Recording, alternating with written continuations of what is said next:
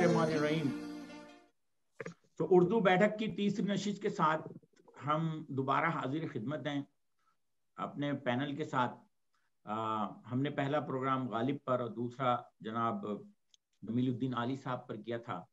अब क्योंकि फैज़ अहमद फैज़ का यौम विलादत है, तो उस सिलसिले में जैसे कि हम हर दफ़ा एक अजीम शायर, एक खूबसूरत अजीम शायर के यौम विलादत पर उर्दू की तरवीज और जिन लोगों ने उर्दू के लिए बहुत खिदमत अंजाम दी हैं उनके लिए एक प्रोग्राम रखते हैं। तो इस दफ़ा हम फैज़ अहमद फैज़ को उसकी बेहतरीन शायरी पर, इनकलाबी, रोमानवी और इस अहद के अजीम शायरों की अगर लिस्ट बनाई जाए, उसमें अगर इकबाल आएंगे, जोश का नाम लिया जाएगा, अकबर हैं, हसरत हैं और बहुत सारे लोग हैं जो इस सदी के बड़े बड़े शायर गुजरे हैं। वो लिस्ट जब तक मुकम्मल नहीं होगी जब तक उसमें फैज़ अहमद फैज़ का नाम शामिल नहीं। बेशक फैज़ अहमद फैज़ के बारे में हमारे पास पैनल मौजूद है और इंशाअल्लाह हम जो है उन तमाम लोगों के ख्यालात से मुस्तफीज होंगे और इस बारे में हम गुफ्तगू करेंगे। सबसे पहले हम दावत देंगे जनाब डॉक्टर मुनीर बाबर साहब को कि जो फैज़ अहमद फैज़ की सवाने हयात और सवाने के और उनकी जो इल्मी सारी जद्दोजहद है उसके हवाले से कुछ रोशनी डालें। डॉक्टर बाबर मुनीर साहब। जी बहुत शुक्रिया तजल्ली नकवी साहब। हम परवरिश लौह कलम करते रहेंगे, हम परवरिश लौह कलम करते रहेंगे, जो दिल पे गुजरती है रकम करते रहेंगे। रहेंगे। बिलाशुबा वक्त तो बहुत कलील है इस अजीम शख्सियत के बारे में बात करने को, लेकिन गालिब और इकबाल के बाद उर्दू के अजीम कदावर शायरों में अगर किसी का जिक्र होगा तो फैज़ का नाम जरूर उसमें शामिल होगा। फैज़ की मुसद्दिका तारीख़ पैदाइश 13 फरवरी 1913 है। वो तालीमी असनाद में उनकी तारीख़ पैदाइश 7 जनवरी 1913 लिखी गई है। फैज़ के सवानाए हयात के बारे में मैं बगैर किसी 11 भी लिखी गई है कई जगह। जी हाँ, लेकिन जो फैज़ ने खुद इंटरव्यू दिए उसके मुताबिक वो कहते हैं कि जी तालीमी असनाद में मेरी 7 जनवरी थी, लेकिन जो उनका तहकीक की गई और जो सियालकोट का रिकॉर्ड था उसके मुताबिक 13 जनवरी 1913 कही जाती है। फैज़ के सवाने हयात है, इसमें मेरे कोई जाती या ख्यालात शामिल नहीं है, बल्कि एक हकाइक हैं जो कि बयान कर रहा हूँ। फैज़ अहमद फैज़ के अजदाद का ताल्लुक रियासत सहारनपुर से था और इनका आबा व अजदाद जनाब राजपूत सैनपाल से जाके मिलता है। उनकी औलाद में से जनाब सैनपाल की औलाद में से एक शख्स ने इस्लाम कबूल किया था और फैज़ का ताल्लुक उसी शाख से है।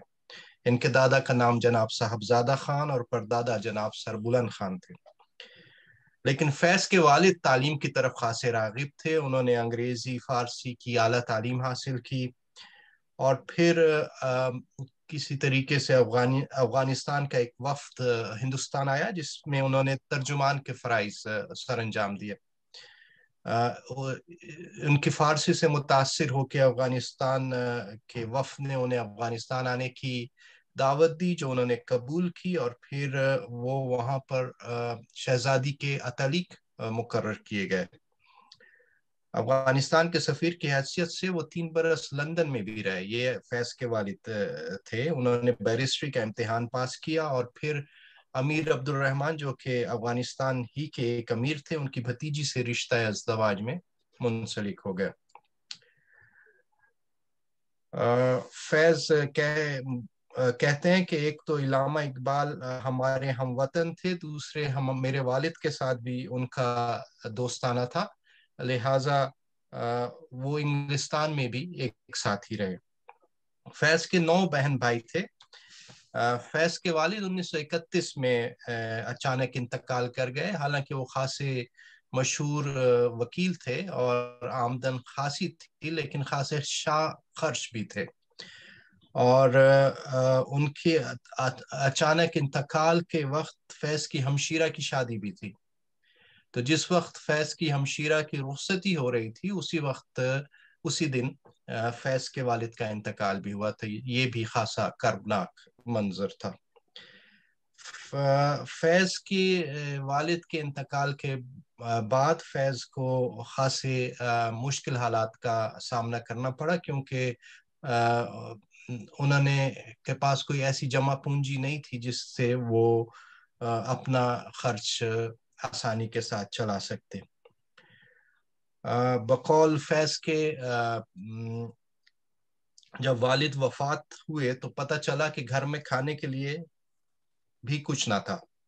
کئی سال تک ہم در بدر پھرے اور اسی میں لطف آیا، اس لیے کہ تماشائے اہل کرم دیکھنے کا موقع خوب ملا.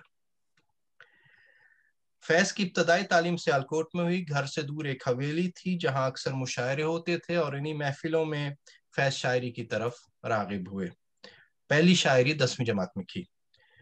1919 میں مسجد شیخ حسام مدرسے میں داخل ہوئے، جہاں ابتدائی کتابیں پڑھیں اور قرآن و حدیث کا درس لیا.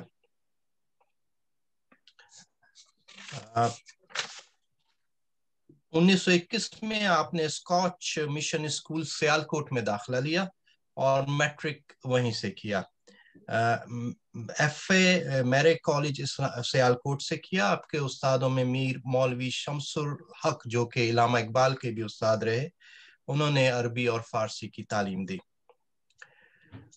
وہیں سے آپ نے بی اے کیا اور پھر 1932 میں انگریزی میں بھی M A government college Lahore سے کیا. بعد میں آپ نے اورینٹل کالج لاہور سے بھی ایم اے کیا. 1935 میں آپ اینگلو اورینٹل کالج امرتسر میں انگلش ادب کے لیکچرر مقرر ہوئے. 1936 میں جیسے کہ ذکر کیا مبشر بھائی نے بھی کہ سجاد ظہیر اور صاحبزادہ محمود ظفر کے ساتھ مل کر انہوں نے انجمن ترقی پسند مصنفین کی بنیاد ڈالی. صاحبہ لکھنوی نے فیض کے ابتدائی کلام کے بارے میں لکھا ہے کہ 1928 میں مرے کالج کی ادبی تنظیم کے پہلے مشاعرے کے لیے فیض نے غزل کہی تھی، جس کا پہلا شعر تھا کہ لب بند ہے ساکی میری آنکھوں کو ہلا دے. لب بند ہے ساکی میری آنکھوں کو ہلا دے، وہ جام جو منت کشے صحبہ نہیں ہوتا. 1941 جب فیض 30 سال کے تھے تو انہوں نے جرمن نژاد لبنانی خاتون ایلس فیض سے شادی کی. ایلس کا مکمل نام ایلس کیتھرین جارج تھا. خاندان میں مخالفت ہوئی، لیکن شادی کے وقت کہا جاتا ہے کہ فیض کی والدہ نے قرآن شریف لا کے ایلس کے گود میں رکھا اور انہیں کلمہ پڑھایا اور کہا کہ ان کا نام جمیلہ ہوگا، ان کا نام عائشہ ہوگا. کلثوم. اچھا، کلثوم.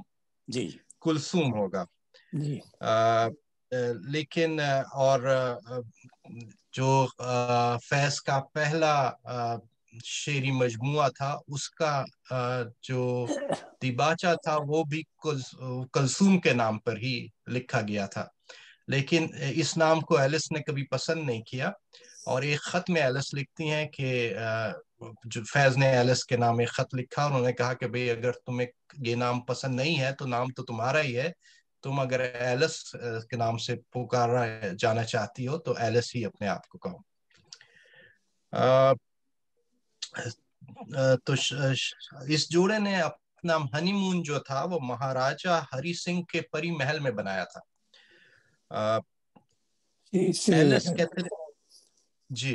ایلس کیتھرین جارج جو تھی وہ 16 سال کی عمر سے برطانوی کمیونسٹ پارٹی سے وابستہ تھی. شادی کی تقریب سری نگر میں ہوئی جس میں مجاز اور جوش ملی آبادی نے بھی شرکت کی تھی. 1942 में आपने फौज में कैप्टन की मुलाजमत इख्तियार की, लेकिन कहा जाता है कि दूसरी जंग अजीम से दूर रहने के लिए आपने महकमा ताल्लुकात आम्मा का शोबा इख्तियार किया, और वहीं आपकी दोस्ती जनाब जनरल अकबर खान से भी हुई। जनरल अकबर खान बाएं बाजू के ख्यालात रखते थे, आपके बॉस थे, और आपके ख्यालात भी बाएं बाजू की तरफ थे, और दोनों की दोस्ती खासी गाढ़ी रही। 1943 में वो मेजर हुए और 1944 में लेफ्टिनेंट कर्नल हो गए।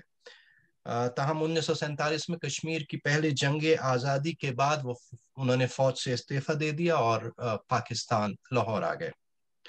1947 में फैज ने मियां इफ्तिखारुद्दीन के इसरार पर पाकिस्तान टाइम्स के मुदीर रियाला की हैसियत से काम शुरू किया। जैसे कि तजल्लुल नकवी साहब ने जिक्र किया 1951 का, जो कि खासा मुश्किल वक्त था फैज के लिए और खासा अच्छा वक्त था फैज की शायरी के लिए। 1951 में फैज को रावलपिंडी साजिश केस के जुर्म में गिरफ्तार किया गया। लियाकत अली खान ने उस वक्त रेडियो पाकिस्तान में आकर इस साजिश के बारे में बताया, जिसका पस मंजर ये था कि लियाकत अली खान मुखालिफ कुछ अनासिर थे जो उनके खिलाफ इस वजह से थे कि उनकी हुकूमत कश्मीर पाने में नाकाम रही थी और इस हुकूमत को अमरीका नवाज समझते थे। 23 फरवरी 1951 को जनरल अकबर खान के घर एक मीटिंग हुई, जहां पर इस बात पे गौर किया गया कि इस हुकूमत का तख्ता उल्टा जाए या नहीं। इसमें फैज भी शामिल थे, और आखिरी डिसीजन जो इन सब लोगों ने किया वो ये था कि ये वक्त मुनासिब नहीं है कि इस तरह की कोई कार्रवाई की गई चाहे, लेकिन उन्हें इस इल्जाम में गिरफ्तार कर लिया गया। इस बारे में जी बाबर भाई, जी ये बहुत ही अहम मामला है पिंडी साजिश केस, और तारीख जाहिर है इसके हवाले से थोड़ी सी वेग है, लेकिन और ये फैज के हवाले से बहुत अहम बात है हम जैसे लोगों के जानने के लिए कि क्या वो पिंडी साजिश केस में उनका किरदार क्या था। तो जो जहां तक मैंने पढ़ा है और बाकी अहबाब उसकी तस्दीक कर सकते हैं कि ये जो ख्यालात थे तख्ता उलटने के, वो जनरल अकबर साहब के थे। उन्होंने मीटिंग कॉल की थी और उनके मामलात थे, और जो उसमें जो एक मेजर साहब थे उस वक्त, उन्होंने अपनी जो सवानें लिखी तो उसमें उन्होंने बड़ी ये बात वाज़ेह की कि जो सारी मीटिंग थी तख्ता उलटने के हवाले से वो जनरल अकबर के ख्यालात थे। फैज साहब उस सारी मीटिंग के दौरान खामोश थे, और जो आखिरी फैसला हुआ उन सवाने नगार के हवाले से उस मीटिंग का, वो ये था कि ये जो प्लान डॉक्टर जनाब ये जनरल अकबर दे रहे हैं ये मुनासिब नहीं। और वो उसी वक्त, यानी वो ख्यालात जो थे वो जनरल अकबर के थे, उसी वक्त खत्म हो गया था, वो उसी वक्त खत्म हो गया था मामला। तो ये बहुत ही अहम मामला है तारीख के हवाले से, फैज के हवाले से। जी शुक्रिया। इस मौजू को थोड़ा सा लाइटर तरफ ले जाऊं कि वो जो रीजन उन्होंने दिया था कि कश्मीर ना फतह करने का, वो अभी भी मौजूद है। सही तो सही है, लेकिन ये समझ में नहीं आया कि इसमें साजिश क्या थी, क्योंकि वो समझ लें कि कुछ लोग बैठे थे जिन्होंने एक राय दी थी, बात की थी, कोई उस पर अमल भी नहीं हुआ और ना कोई ऐसा प्लान बनाया गया कि किस तरह ये किया जाएगा। लेकिन वो भी फैज अहमद फैज और लोग जो है कई साल जेल में रहे, और इसीलिए फैज ने कहा कि वो बात सारे फसाने में जिसका जिक्र न था, वो बात उनको बड़ी नागवार गुजरी उनको बहुत नागवार गुजरी है। सर मैं 10 बस्ता एक सवाल पूछ लूं कि जिन्होंने बाद में तख्ता उलट दिया उन पर कब मुकदमा चलेगा? उन पर कभी नहीं चलेगा सर। उसका रीजन अल्लाह पूछेगा क़यामत के दिन कि ये इमरजेंसी कॉल 2222 नहीं थी। बस बेचारे 9 मार्च मुसीबत आनी थी। जी हाँ, 9 मार्च 1951 को रावलपिंडी साजिश केस में उन्हें गिरफ्तार किया गया। अप्रैल 1955 में सजा माफ हुई और इस दौरान में एलिस फैज का किरदार खासा अहमियत का हामिल है, क्योंकि इस मुश्किल वक्त में उनका किरदार बड़ा जरी था। उन्होंने बहादुरी के साथ न सिर्फ अपने बच्चों की परवरिश की, बल्कि पाकिस्तान टाइम के खवातीन और बच्चों के एडिशन की जिम्मेदारी भी कबूल की। वो रोजाना साइकिल पे पाकिस्तान टाइम्स जाया करती थीं और शाम को वापस बच्चों और घर को तवज्जो दिया करती थीं। उन्होंने अपने तमाम मुलाजमीन को फारिग कर दिया था सिवाय एक मुलाजिम के, जो कि बड़ी महदूद तनख्वाह के ऊपर था। और उन्होंने फिर इस दौरान फैज की रिहाई का मुकदमा भी लड़ा, जिसमें कामयाब हुई। इस दौरान में जो खतूत हैं फैज और एलिस फैज के दरमियान, वो भी खासी अहमियत के हामिल हैं, जिसके दौरान उन्होंने उन माशी और जज्बाती मुश्किलात का जिक्र किया है जो कि बीइंग सिंगल पेरेंट उन्हें फेस करनी पड़ी। बहरहाल 1958 में फैज लंदन से वापस आए, क्योंकि वो रिहाई के बाद लंदन चले गए थे। लेकिन वापस आकर भी सिकंदर मिर्जा की हुकूमत थी, उन्होंने उन्हें दोबारा गिरफ्तार किया कम्युनिस्ट मवाद शाया करने पे, और उन्हें फिर जेल जाना पड़ा। इस बार जनाब जुल्फिकार अली भुट्टो जो उनके मद्दाह थे, उनकी कोशिशों से 1960 में उन्हें दोबारा रिहाई मिली और उन्हें पाकिस्तान आर्ट्स काउंसिल में सेक्रेटरी तैनात किया गया। 1962 तक वहीं काम किया, फिर उसके बाद मास्को और फिर लंदन चले गए। 1962 में उन्हें लीनन अमन इनाम भी दिया गया। लीनन अमन इनाम मिलने के बाद फैज की शोहरत, जो पहले बर्रे सगीर हिंद तक महदूद थी, वो सारी दुनिया में फैल गई और उन्होंने कसरत से बहुत से मुल्कों का दौरा किया और वहाँ पे लेक्चर दिए। इनकी शायरी के तर्जुमे भी हुए मुख्तलिफ ज़ुबानों में। 1964 में फैज कराची में मुकीम हुए और उनको वजारत सकाफत के मुशीर का ओहदा दिया गया। इसके अलावा भी कहा जाता है कि जुल्फिकार अली भुट्टो ने उन्हें खूब नवाजा और कई अहम ओहदे दिए।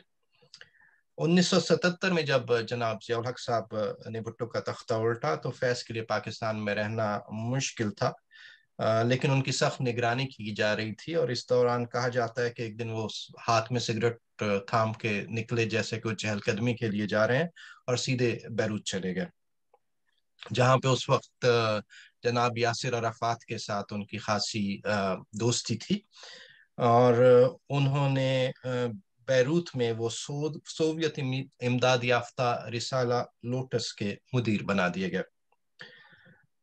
1982 में खराबी सेहत और लबनान में जंग की वजह से फैज दोबारा पाकिस्तान आए। 1964 में उन्हें 1982 में वो वापस आए और उस वक्त वो लो ब्लड प्रेशर और अस्थमा के मरीज थे खासे। 1984 में उनको अदब के नोबल इनाम के लिए नामजद किया गया था, लेकिन कोई फैसला आने से पहले ही 20 नवंबर 1984 को उनका इंतकाल हो गया। फैज मजमूई तौर पे एक आम अदीब और शायर से ज्यादा अच्छी जिंदगी गुजारी, लोगों की मोहब्बत में घिरे रहे, वो जहाँ जाते लोग उनसे बहुत ज्यादा प्यार करते। उनकी तसानीफ में नक्श फरियादी, दस्त सबा, जिंदान नामा, दस्ता संग, सरेवादी सेना, शाम शहर यारा और मेरे दिल मेरे मुसाफिर के अलावा नसर में मजामीन है और मताहे, जैसे कि मताहे लोहू कलम है। इसके अलावा उन्होंने कम से कम 2 फिल्मों, जिसमें जागो सवेरा और दूर है सिर्फ का गांव के लिए उन्होंने अदबी कैरियर के शुरू में बहुत कम लोग जानते हैं कि ऑल इंडिया रेडियो के लिए ड्रामे भी लिखे, जिनमें अहबाब, शिकस्त, तौहीन अदालत और होता है शब रोज اس کے علاوہ کہا جاتا ہے کہ فیض نے تقریباً 9 فلموں کے لیے مکالمے بھی لکھے جو 1959 سے 1977 تک کے عرصے میں بنی. پہلی فلم جاگو ہوا سویرا مشرقی پاکستان کے تناظر میں لکھی گئی تھی اور وہیں پر زیادہ اس کو پذیرائی ملی تھی، مگر وہ باکس آفس پہ کامیابی حاصل نہیں کر سکی تھی اور آرٹ فلم قرار پائی تھی. باقی فلمیں ڈاکومنٹری، مچھوروں کی زندگی پر تھی. جی، باقی بھی ڈاکومنٹری نوعیت کی کچھ فلمیں تھیں جس میں انہوں نے طبع آزمائی کی. فیض احمد فیض کی شخصیت ہمیشہ ہمارے ساتھ رہے گی. اقبال اور غالب کے بعد بلا شبہ وہ پاکستانی ادب کے بہت بڑے شاعر شمار کیے جاتے ہیں. جی تجلی نقوی صاحب.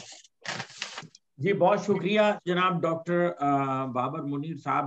فیض احمد فیض کی حالات زندگی پر، ان کی پوری جدوجہد پر روشنی ڈال رہے تھے، اظہار خیال کر رہے تھے.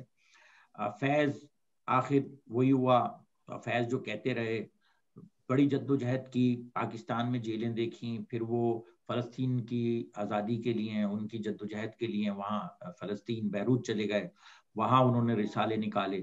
جو ابھی بابر صاحب نے ذکر کیا، ڈاکٹر بابر نے، کہ انہیں لینن پرائز ملا، امن پرائز، وہ اس وقت جو ہے وہ نوبل پرائز کے برابر مانا جاتا تھا، کیونکہ دنیا 2 حصوں میں بٹی ہوئی تھی، ایک روس نواز تھی، ایک امریکہ کی طرف تھی. تو جو روس کی طرف تھی وہ لینن پرائز کو امن کے برابر ایک اعزاز سمجھتی تھی.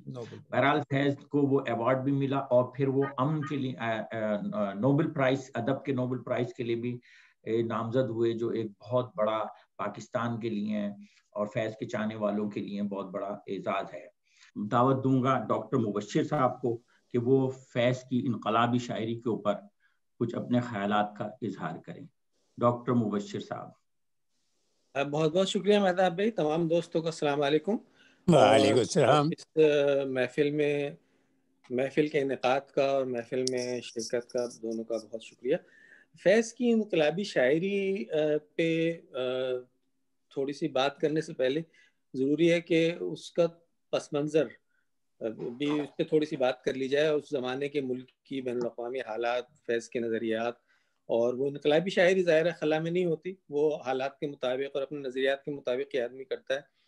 تو فیض شروع سے ہی وطن دوست، انسان دوست، انقلاب پسند، ترقی پسند تھے، اور یہ سبھی جانتے ہیں اس بارے میں. پہلا مجموعہ کلام جو فیض احمد فیض کا شائع ہوا وہ 1939 میں نقش فریادی. تو فیض نے ایم اے او کالج امرتسر میں 1936 میں اپنی پہلی جاب سٹارٹ کی. میرے خیال میں جب بابر بھائی ان کے حالات زندگی پہ تھوڑی سی بات کریں گے تو وہ بتائیں گے.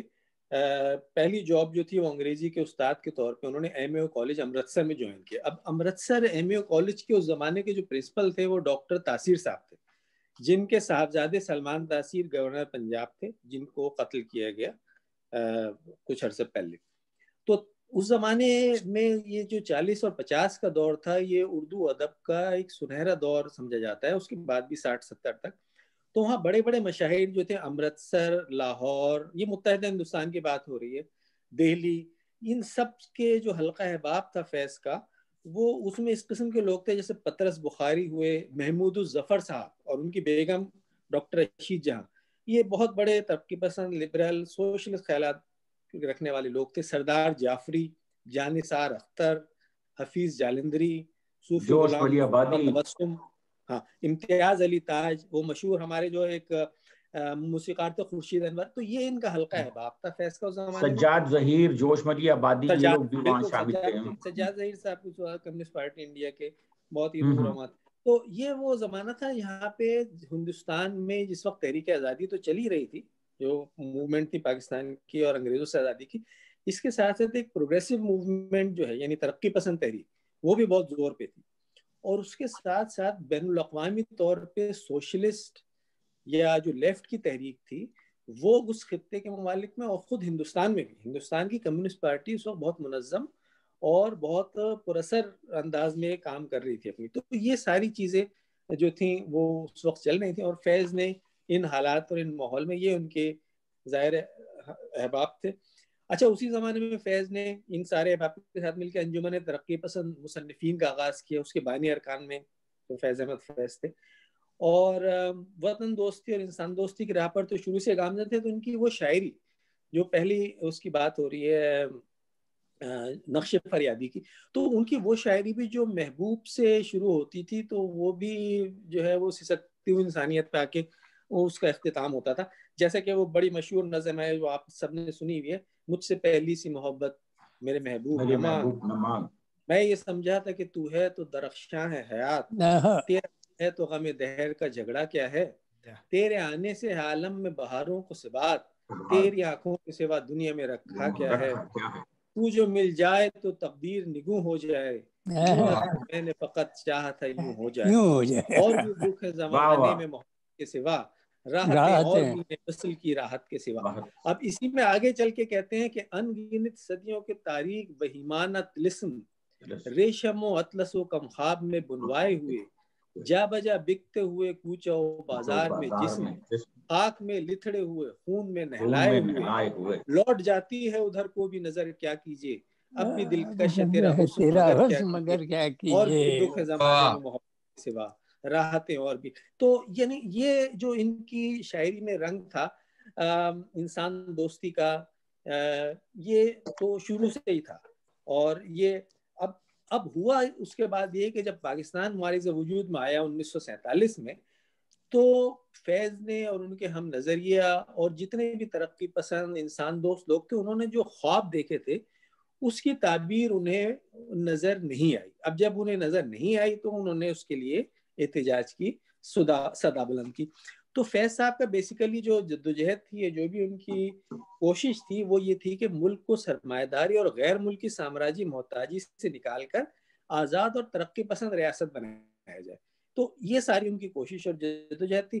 جیسے ایک جگہ وہ کہتے ہیں کہ چند روز اور میری جان, فقط چند ہی روز, ظلم کی چھاؤں میں دم لینے پہ مجبور ہیں ہم, اور کچھ دیر ستم سہ لیں, تڑپ لیں, رو لیں, اپنے اجداد کی راس ہے, معذور ہیں ہم, جسم پر قید ہے, جذبات پر زنجیریں ہیں, فکر محبوس ہے, گفتار پر تعزیریں ہیں, اتنی ہمت ہے کہ ہم پھر بھی جیے جاتے ہیں, زندگی کیا کسی مفلس کی قبا ہے جس میں ہر گھڑی درد کے پیوند لگے جاتے ہیں, لیکن اب ظلم کی میعاد کے دن تھوڑے ہیں, ایک ذرا صبر کے فریاد کے دن تھوڑے ہیں.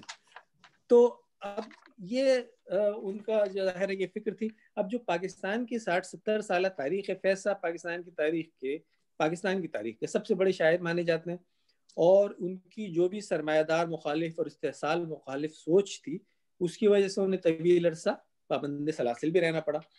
اب پاکستان جو کمیونسٹ پارٹی آف پاکستان تھے, اس کے بانی ارکان میں سے فیض احمد فیض تھے. سجاد ظہیر صاحب کمیونسٹ پارٹی آف پاکستان کے جنرل سیکریٹری تھے, اور دونوں کو اور ان کے چند ساتھیوں کو اور کچھ فوجی افسران کو بھی 1951 میں پاکستان سیفٹی ایکٹ کے تحت حکومت کے خلاف سازش اور بغاوت کے الزام میں گرفتار کر لیا گیا. اب یہ الزام جو ان پہ لگایا گیا اور جو تعزیرات لگائی گئی تھیں, ان کی انتہائی سزا موت تھی.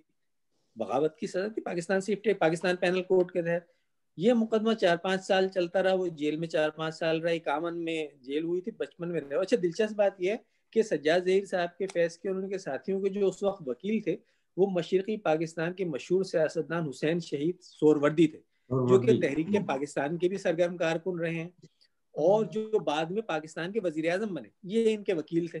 اچھا انہی حسین شہید سہروردی کو 58 کے مارشل لا میں فوجی حکومت نے ایوب خان کی وہ قرار دے دیا بدعنوان اور نااہل قرار دے دیا سیاست. یہ یعنی اس قسم کی جو تاریخ تھی وہ ہمیں دیکھنے کو ملے. بدقسمتی یہ رہی کہ جو پاکستانی ریاست اپنی حیت میں شروع ہی سے غیر جمہوری اور تھوڑی سی عوام دشمن اس کی نہج رہی ہے, اور یہاں جو طاقتور فوج, بیوروکریسی اور جاگیردار اشرافیہ کی حکومت رہی ہے, یہ طاقت اور یہ مقام جو ان لوگوں نے حاصل کیا, یہ اپنی غیر ملکی آقاؤں کی خدمت کے بدلے میں حاصل کیا. پہلے انگریز تھے آقا, پھر وہ امریکی آقا ہو گئے.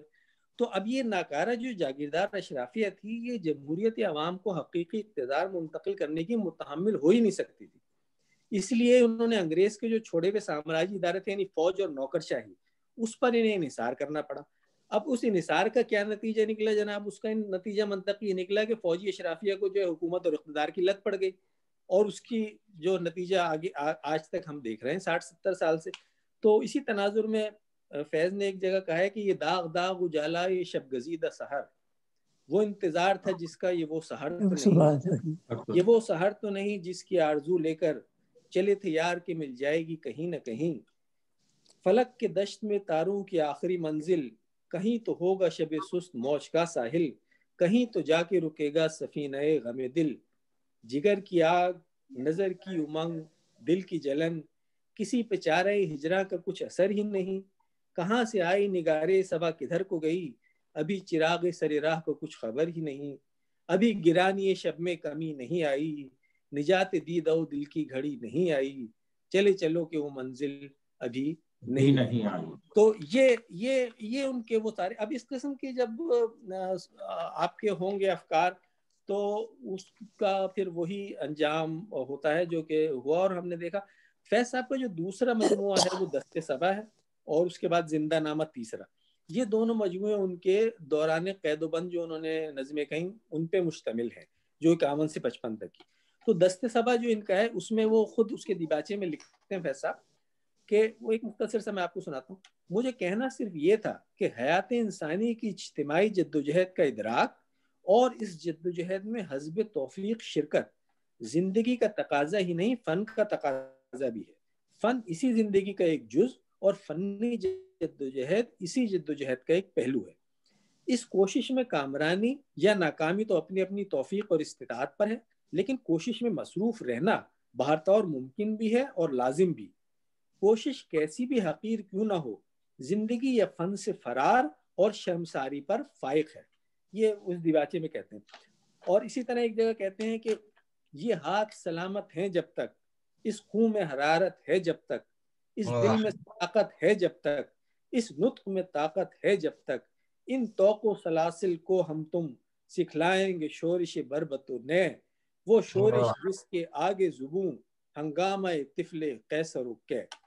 تو ایک اور جگہ کہتے ہیں جو ان کا ترانہ ہے بڑا مشہور، جو ہم اپنی اسٹوڈنٹ لائف کے زمانے سے پڑھتے ہیں اور ابھی بھی جو مزدوروں کسانوں کا طلبہ کا جلسہ ہوتا ہے اس میں ضرور پڑھا جاتا ہے. تو وہ ایک جگہ کہتے ہیں کہ دربار وطن میں جب ایک دن سب جانے والے جائیں گے، کچھ اپنی جزا کو پہنچیں گے، کچھ اپنی جزا لے جائیں گے. اے خاک نشینوں اٹھ بیٹھو، وہ وقت قریب آ پہنچا ہے جب تخت گرائے جائیں گے، جب تاج چلے جائیں گے. اب ٹوٹ گریں گی زنجیریں اب زندانوں کی خیر نہیں، جو دریا جھوم کے اٹھے ہیں تنکوں سے نہ ٹالے جائیں گے. کٹتے بھی چلو بڑھتے بھی چلو، بازو بھی بہت ہیں سر بھی بہت، چلتے بھی چلو کہ اب ڈیرے منزل پہ ہی ڈالے جائیں گے. اور ایک جگہ آگے وہ امید بھی دلاتے ہیں کہ جناب روشن کہیں بہار کے امکان ہوئے تو ہیں، گلشن میں چاک چند گریباں ہوئے تو ہیں، ٹھہری ہوئی ہے شب کی سیاہی وہیں مگر کچھ کچھ شہر کے رنگ پر افشاں ہوئے تو ہیں. اور یہ کہتے ہیں کہ اب بھی خزاں کا راج ہے لیکن کہیں کہیں، اب بھی خزاں کا راج ہے لیکن کہیں کہیں گوشے رہے چمن میں غزل خواں ہوئے تو ہیں. تو اب یہ امید کا افزا پیغام کو بھی تقریباً 60 سال ہو چکے ہیں اور فیض صاحب کے انتقال کو بھی تقریباً 40 سال ہو چکے ہیں. تو اگر ہم دیکھیں کہ اپنے ملک کے حالات کو اور جس سچویشن پہ ہم کھڑے ہیں، اگر اس پہ ہم سوچیں تو یہ بڑا ایک الگ اور تکلیف دہ موضوع ہے. لیکن بہرحال لگتا تو یہی ہے فیض صاحب کے الفاظ میں کہ وہی صورتحال ہے کہ نثار میں تیری گلیوں پہ وطن کے جہاں چلیے رسم کہ کوئی نہ سر اٹھا کے چلے، جو کوئی چاہنے والا طواف کو نکلے، نظر چلا کے چلے جسم و جاں بچا کے چلے. اہل دل کے لیے اب یہ نظم بس تو کشاد کہ سنگ خشت مقید ہیں اور سگازا. یہ صورتحال چل رہی ہے. اور ان کی زندگی میں ہی لوگ ان سے پوچھا کرتے تھے. ایک محفل کا ذکر ہے کہ چند نوجوانوں نے فیض صاحب کو گھیرے میں لے لیا اور بڑی دلسوزی سے ان سے پوچھا کہ فیض صاحب یہ انقلاب آخر کب آئے گا؟ تو فیض صاحب نے شفقت سے ان کے کندھے پہ ہاتھ رکھا. انہوں نے کہا آ جائے گا ابھی آپ کی عمر ہی کیا ہے. تو یہ اچھا اب آپ آخر میں جیسے یہ تو 58 کے جب مارشل ایوب خان کا لگا تو فیض صاحب کو پھر جیل میں بند کر دیا، پھر وہ 59 میں رہا ہوا. اچھا اس زمانے میں بھی یہ اسی طرح احتساب کا شور مچتا تھا جو جب سے اب تک چل رہا ہے. تو اس پہ فیض صاحب نے یہ کہا ہے، یہ بڑا اچھا ہے، میرے خیال میں ہر جگہ یہ فٹ آئے گا. تو فیض صاحب کہتے ہیں کہ ہم خستہ تنوں سے محتسبو کیا مال منال پوچھتے ہو، ہم خستہ تنوں سے محتسبو کیا مال منال پوچھتے ہو، جو عمر سے ہم نے بھر پایا سب سامنے لائے دیتے ہیں. دامن میں ہے مشت خاک جگر، ساغر میں ہے خون حسرت میں، لو ہم نے دامن کیا لو جام الٹائے دیتے ہیں. تو یہ کہتے ہیں. اچھا آگے ایک جگہ کہتے ہیں کہ میرے چار اگر کو نوید ہو صف دشمنا کو خبر کرو، جو وہ قرض رکھتے تھے جہاں پر وہ حساب آج چکا دیا. جو رکے تو کوہ گرا تھے ہم، جو چلے تو جہاں سے گزر گئے، رہ یار ہم نے قدم قدم تجھے یادگار بنا دیا. تو یہ صورتحال تھی. یہ مختصر سی، اب اتنی بارے میں تو اتنی باتیں کی جا سکتی ہیں کہ گھنٹوں گزر جائیں. ہم تو اپنی ذات طالب علمی کے زمانے سے فیض کو، ساحر کو، فراز صاحب کو اور ان کی چیزیں پڑھ رہے ہیں اور سن رہے ہیں اور جلسے کر رہے ہیں. بس آخر میں ایک دعا پہ اپنی گفتگو کا اختتام کروں گا. وہ دعا بھی فیض صاحب ہی کی ہے. وہ کہتے ہیں کہ آئیے ہاتھ اٹھائیں ہم بھی، ہم جنہیں رسم دعا یاد نہیں، ہم جنہیں سوز محبت کے سوا کوئی بت کوئی خدا یاد نہیں. آئیے عرض گزاریں کہ نگارے ہستی، زہر امروز میں شیرینی فردا بھر دے. وہ جنہیں تابے گرا باریے ایام نہیں، ان کی پلکوں پہ شب و روز کو ہلکا کر دے. جن کا دین پیروی کذب و ریا ہے ان کو ہمت کفر ملے، جرت تحقیق ملے. جن کے سر منتظر تیغ جفا ہیں ان کو دست قاتل کو جھٹک دینے کی توفیق ملے. آئیے ہاتھ اٹھائیں. بہت شکریہ. بہت شکریہ مبشر بھائی. اگر آپ لوگ اجازت دیں تو میں اس حوالے سے کرنا چاہوں گا کہ فیض صاحب کا جو انقلابی جو تصور تھا اور انسانیت کا، اس نے ایک پوری نسل اور پھر آنے والی کئی نسلوں کو متاثر کیا، جیسے مبشر صاحب نے کہا. تو میں مصطفیٰ دہلوی صاحب کے بارے میں پڑھ رہا تھا، تو انہوں نے جو ہے وہ ان کی کوئی محبوبہ تھی جن کا نام تھا سروج. تو انہوں نے اپنے خط میں لکھا کہ I have an illusion Saroj and I have a disillusion mankind including سروج. تو یہ جو مینکائنڈ کی طرف دیکھنے کی جو رسم تھی یہ فیض صاحب سے شروع ہوئی، اور بڑے توانا لہجے میں ہم تو دیکھتے تھے کہ وہ شعرا بیچارے جو تھے وہ بہت ضعیف ہو چکے تھے، لیکن ان کا جو انقلابی لہجہ تھا وہ توانا رہتا تھا. خالد علی صاحب تھے، وہ روایت جو تھی وہ احمد فراز صاحب تک پہنچی اور جو تھا وہ استعمار کو للکارتی رہی. لیکن اس کے بعد مجھے لگا کہ کچھ ایسا ہوا کہ ادا جعفری نے کہا ہے کہ قافلے لٹتے ہی رہتے ہیں گزرگاہوں میں، لوٹنے والوں نے کیا عزم سفر بھی لوٹا. تو ایسا ہوا کہ انقلاب جو تھا مجھے لگتا ہے کہ کچھ دب سا گیا اور ممیانے لگا. اور اب جب ہم افکار الوی جیسے لوگوں کو پڑھتے ہیں تو وہ جو ہے ممیاتے ہوئے کہتے ہیں کہ مرشد پلیز آج مجھے وقت دے دیجئے، میں آپ کو دکھڑے سناؤں گا. تو فیض صاحب کا جو انقلاب تھا وہ للکارتا تھا اور دھاڑتا تھا، اور اب جو ماڈرن انقلاب ہے وہ ایسا لگ رہا ہے کہ وہ تقریباً جو ہے وہ سسک رہا ہے. ہاں، اصل میں جو فیض صاحب کا جو انقلاب تھا وہ ایک امید دیتا تھا، لوگوں کو امید کی طرف بھی لے کے جاتا تھا. بہرحال فیض اس صدی کے ایک بہت بڑے شاعر ہیں جنہوں نے شاعری کا پورا ایک رخ موڑ دیا. فیض اپنی ذات میں خود ایک دبستان ہے. ابھی مبشر بھائی نے ذکر کیا، ڈاکٹر مبشر نے اس کے نثار میں تیری گلیوں کے ہے وطن کے جہاں، یہ جو ہے وہ ایک فلم بنی تھی 1969 میں، قسم. اس فلم میں جوش اور فیض نے گانے لکھے تھے، گیت لکھے تھے، اور یہ گانا نثار میں تیری گلیوں کے وطن کے جہاں چلی ہے رسم کہ کوئی نہ سر اٹھا کے چلے، یہ اس فلم کا ایک حصہ تھا. اور اداکار اعجاز جو ہیں وہ ان کے اوپر یہ فلمایا گیا تھا، اور کافی مقبول گیت ہوئے تھے اس فلم کے. بہرحال ہم پروگرام کو آگے بڑھائیں گے جہاں فیض جو ہے جو راول پنڈی سازش کیس کا انہوں نے ذکر کیا، جس میں وہ لیاقت علی خان کا اصل مسئلہ تھا کہ وہ چلے گئے تھے امریکہ، اور فیض اور ان کے سارے لوگ جو کمیونسٹ تھے، تو اس وجہ سے انہوں نے جو ہے وہاں پر ان کے اوپر الزام تھا کہ انہوں نے راول پنڈی میں کوئی میٹنگ کی تھی میجر جنرل اکرام کے ساتھ، اور وہاں سے انہوں نے حکومت کے تختہ پلٹنے کا جو ہے وہ پروگرام بنایا تھا، اور انہی میں سے جو ساتھی شریک تھے انہوں نے اس کی مخبری کی حکومت کو، اور وہ بیچارے سارے لوگ اس میں پکڑے گئے، اس میں فیض احمد فیض بھی تھے.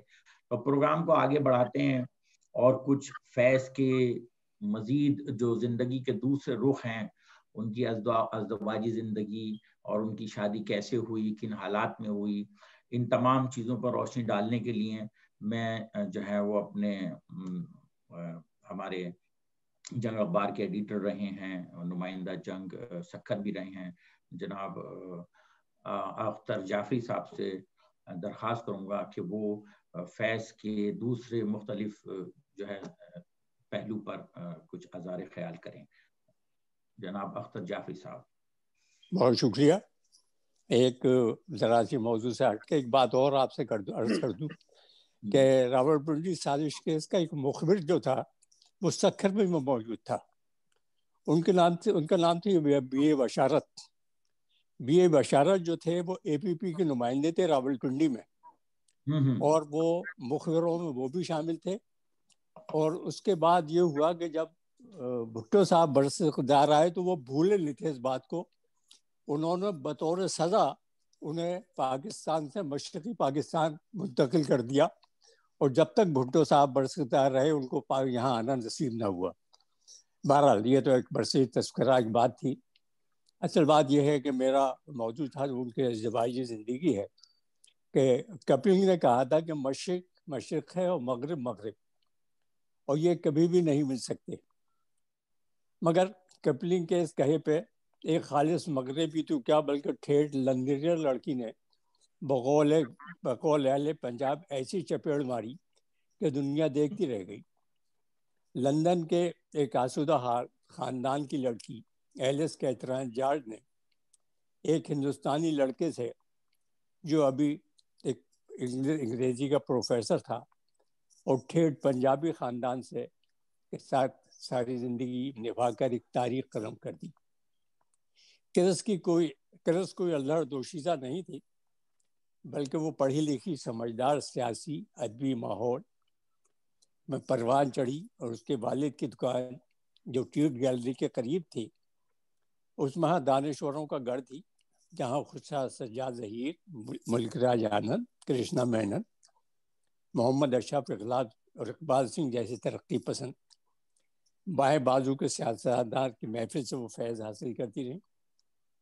جبکہ سیاسی قیدیوں کی رہائی کے لیے وہ کرشنا مینن کے لیے اپیلیں ٹائپ کرتی تھی رضاکارانہ طور پر، جو انہیں ڈکٹیٹ کراتے تھے.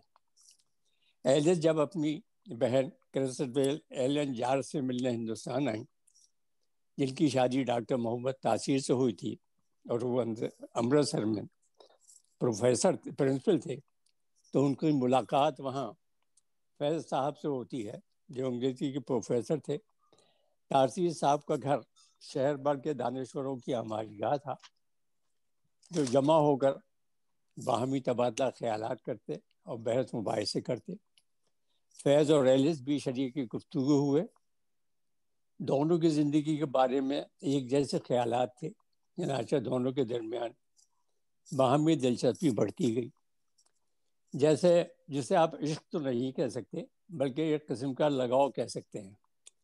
اس بارے میں مرزا ظفر مخدوم نے فیض صاحب سے ایک مرتبہ ان سے ان کی داستان عشق پوچھی، تو انہوں نے اپنے مخصوص لہجے میں کہا میاں عشق کیسا، روزمرہ کا ملنا جلنا تھا، دونوں کی فکر یکساں، اور والدہ نے رفیق حیات کے انتخاب کی آزادی فیض صاحب کو مکمل طور پہ دے رکھی تھی.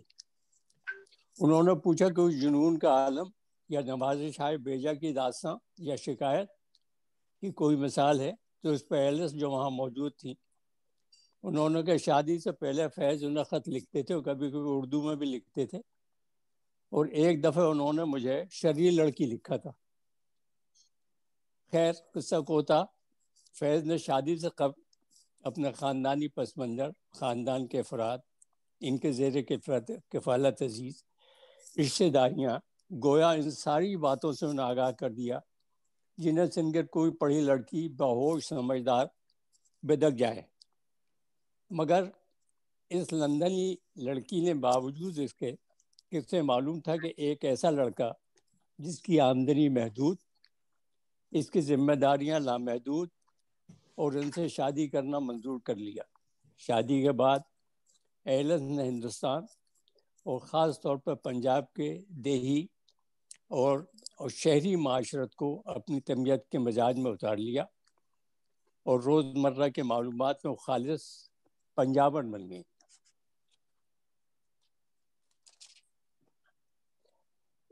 زمین کی بوباس ایلن کی سرشت میں شامل ہو گئی اور انگلینڈ کی فضا انہیں اجنبی لگنے لگی.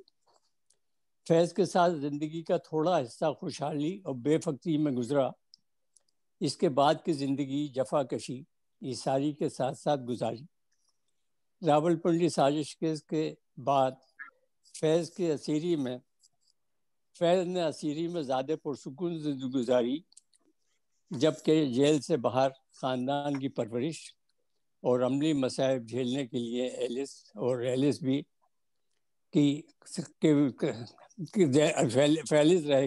ایلس رہ گئیں، مگر انہوں نے فیضی کی طرح کسی ظلم و زیادتی کا شکوہ نہیں کیا اور وہ شکایت کرنے کی عادی نہیں تھی. وہ انا پرستی کو حقیقت کے خلاف سمجھتی تھی اور جس معاملوں کو ایک دفعہ قبول کر لیا اس پر ڈٹ جاتی ہیں. انہوں نے تہیہ کر لیا کہ فیض کے خاندان کو کسی بھی حالت میں نہیں چھوڑوں گی اور ان کی ساری مصیبتیں اور کفالت کو اپنے اوپر لے لوں گی، اور انہوں نے یہ کر کے دکھا دیا. اپنی دونوں بچیوں کی تعلیمی تربیت ایسی کی کہ باپ کی کمی محسوس نہ ہونے دی. گویا انہوں نے تمام صدمات و مشکلات کو براہ رغبت برداشت کیا. ایلس فیض کے انتقال کے بعد کم و بیش 12 سال زندہ رہیں. تنہائی نے انہیں نڈھال کر دیا، مگر یہ احساس کہ انہوں نے اپنے بچوں، شوہر اور ان کے خاندان کے لیے جو کچھ بھی کیا وہ کوئی احسان نہیں بلکہ ان کے فرائض میں شامل تھا، جسے ادا کرنا ان کی زندگی کا مقصد تھا.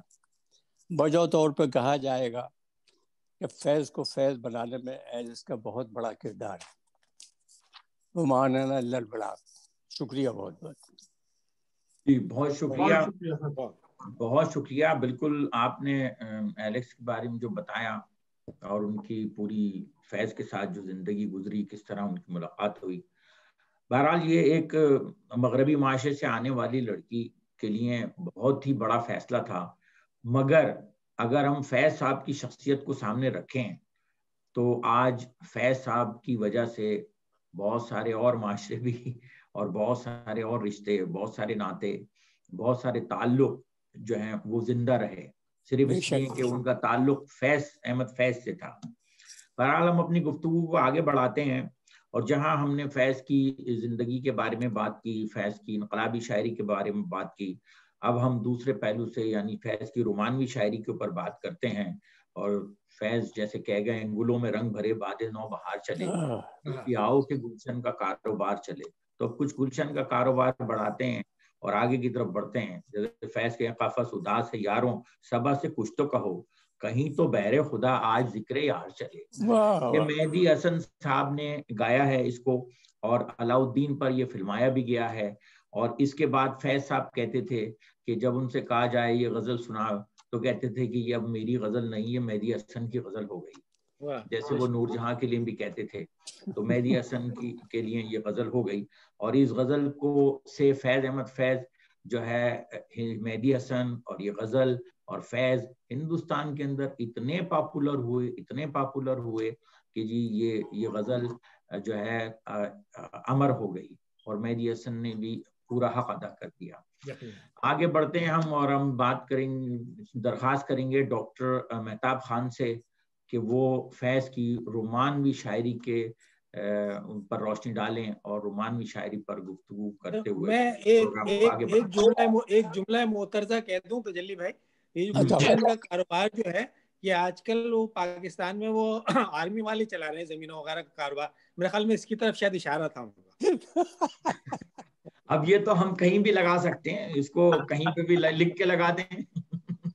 گلشن زو مانے ہے یہ گلوں میں رنگ بھرے باد نو بہار چلے. چلے مہتاب خان صاحب. جی بہت بہت شکریہ تجلی نقوی بھائی. اس سے جو ہم گفتگو کر رہے تھے ابھی، جیسے فیض کی خصوصاً ان کی جو انقلابی شاعری پہ بہت بات ہوئی، انقلابی طبیعت پہ بات ہوئی. تو جب بھی ان کی انقلابی شاعری پہ بات ہوتی ہے، اس سے جو شخصیت نمایاں ہوتی ہے، فیض کی شخصیت اس سے بالکل برخلاف تھی. مطلب اگر ان کو دیکھا جائے تو ان کا دھیما دھیما لہجہ، ان کی بہت ہی نازک انداز، ان کے گفتگو کرنے کا انداز وہ بالکل ایسا تھا کہ وہ بہت ہی دھیما ہوتا تھا، اور بالکل ایسا لگتا تھا کہ جیسے کوئی دل کے رخسار پہ ہاتھ رکھ دے، اور جب بھی جیسے وہ ہاتھ رکھے تو اس کی تاثیر جو ہے وہ روح تک چلی جائے. بالکل ایسا یقیناً کہ جب ان کی رومانوی شاعری کی کوئی اگر بات کرنا چاہے تو وہ صرف، میں زیادہ تر ان کے بارے میں کہنے کے بجائے کچھ اشعار ہیں جو ان سے ہی اگر شروع کروں تو وہ زیادہ بہتر ہوگا. بتاؤ. منہ بولتا ثبوت ہے. ایک تو آپ نے ابھی جیسے ذکر کیا کہ گلوں میں رنگ بھرے باد نو بہار چلے بھی آؤ کہ گلشن کا کاروبار چلے. تو مقام فیض کوئی راہ میں بچا ہی نہیں، مقام فیض کوئی راہ میں جچا ہی نہیں، جو کوئے یار سے نکلے تو سوئے دار چلے. یقیناً تو بالکل ایسا ہی.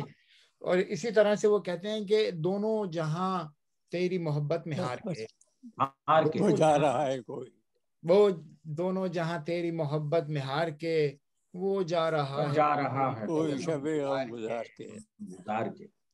اور اسی کے لیے ایک وہی کہتے ہیں کہ جس کو کہ ان کے کچھ اشعار ہیں جو کہ بہت ہی زبان زد عام ہے، کہ اسی طرح کے کہ دنیا نے تیری یاد سے بیگانہ کر دیا، دنیا نے تیری یاد سے بیگانہ کر دیا، تجھ سے بھی دل فریب ہے غم روزگار کے. ایک فرصت میں نہ گناہ ملی وہ بھی 4 دن، دیکھے ملی وہ بھی 4 دن.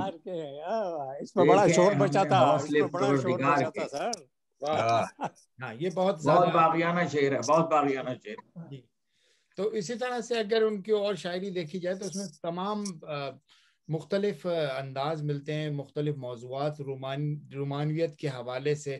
تو وہ کہتے ہیں کہ ساری دنیا سے دور ہو جائے، ساری دنیا سے دور ہو جائے جو تیرے پاس ہو بیٹھے، جو ذرا تیرے پاس ہو بیٹھے.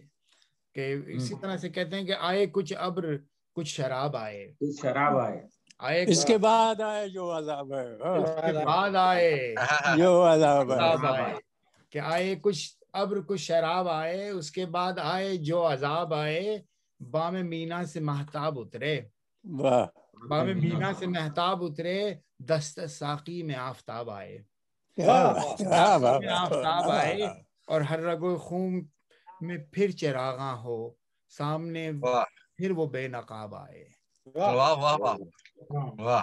اور کر رہا تھا غم جہاں کا حساب، آج تم یاد غم جہاں کا حساب، آج تم یاد بے حساب آئے.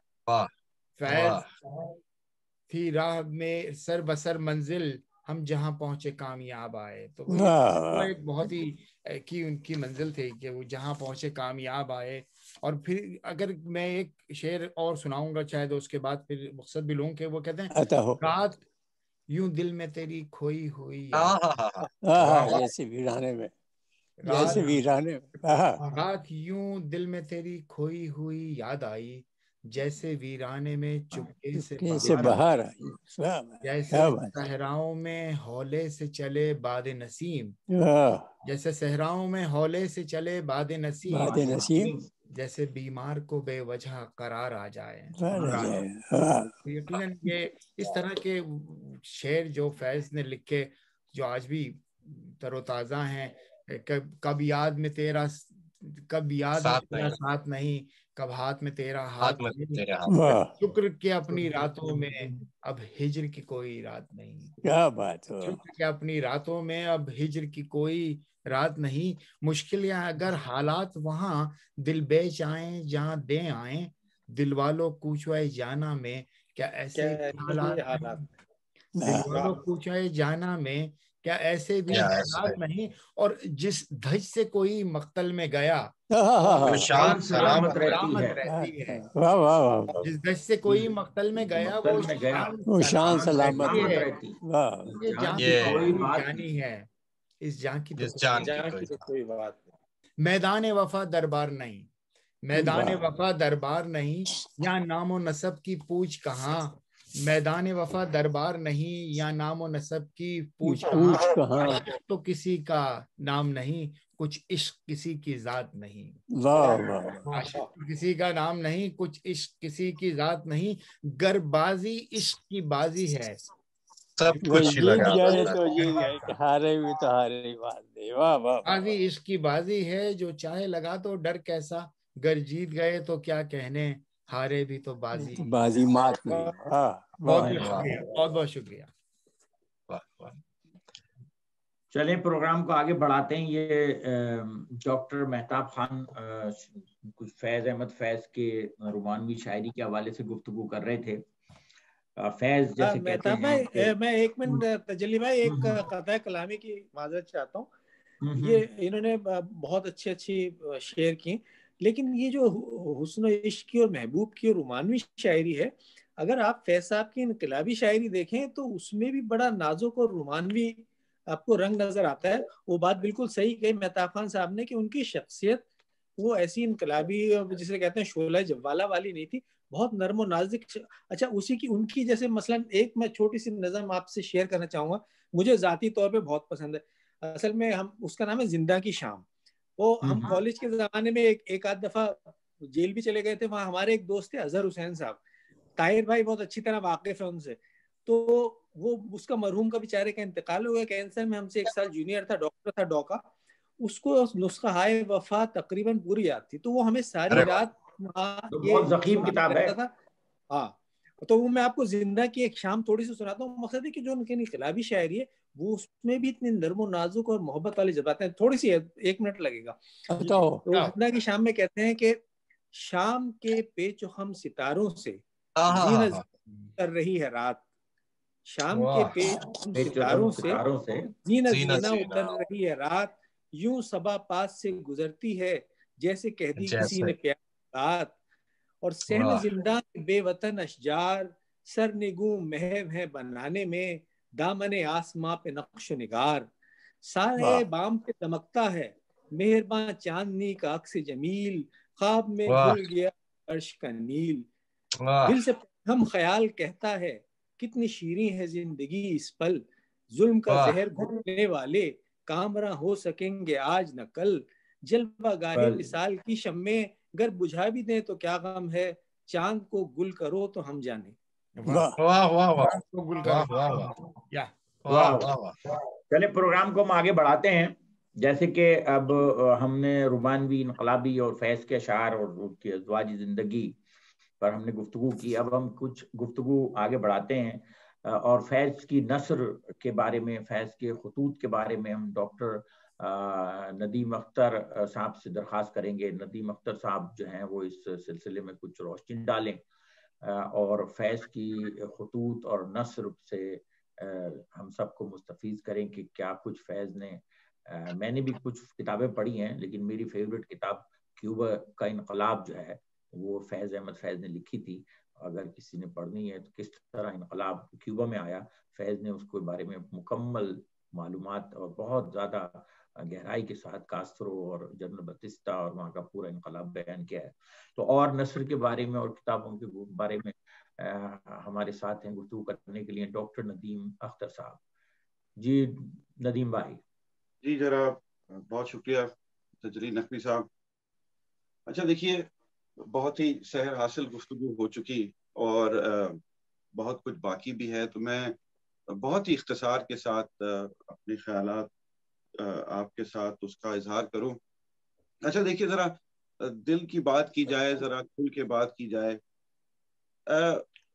فیض ابھی یہاں پہ جو گفتگو ہوئی، جو آپ نے ملاحظہ کی، یقیناً اس میں آپ کو ایک اظہار نظر آیا ہوگا کہ ایک ہماری جو جنریشن یا ہمارے سے کچھ پہلے کی جنریشن،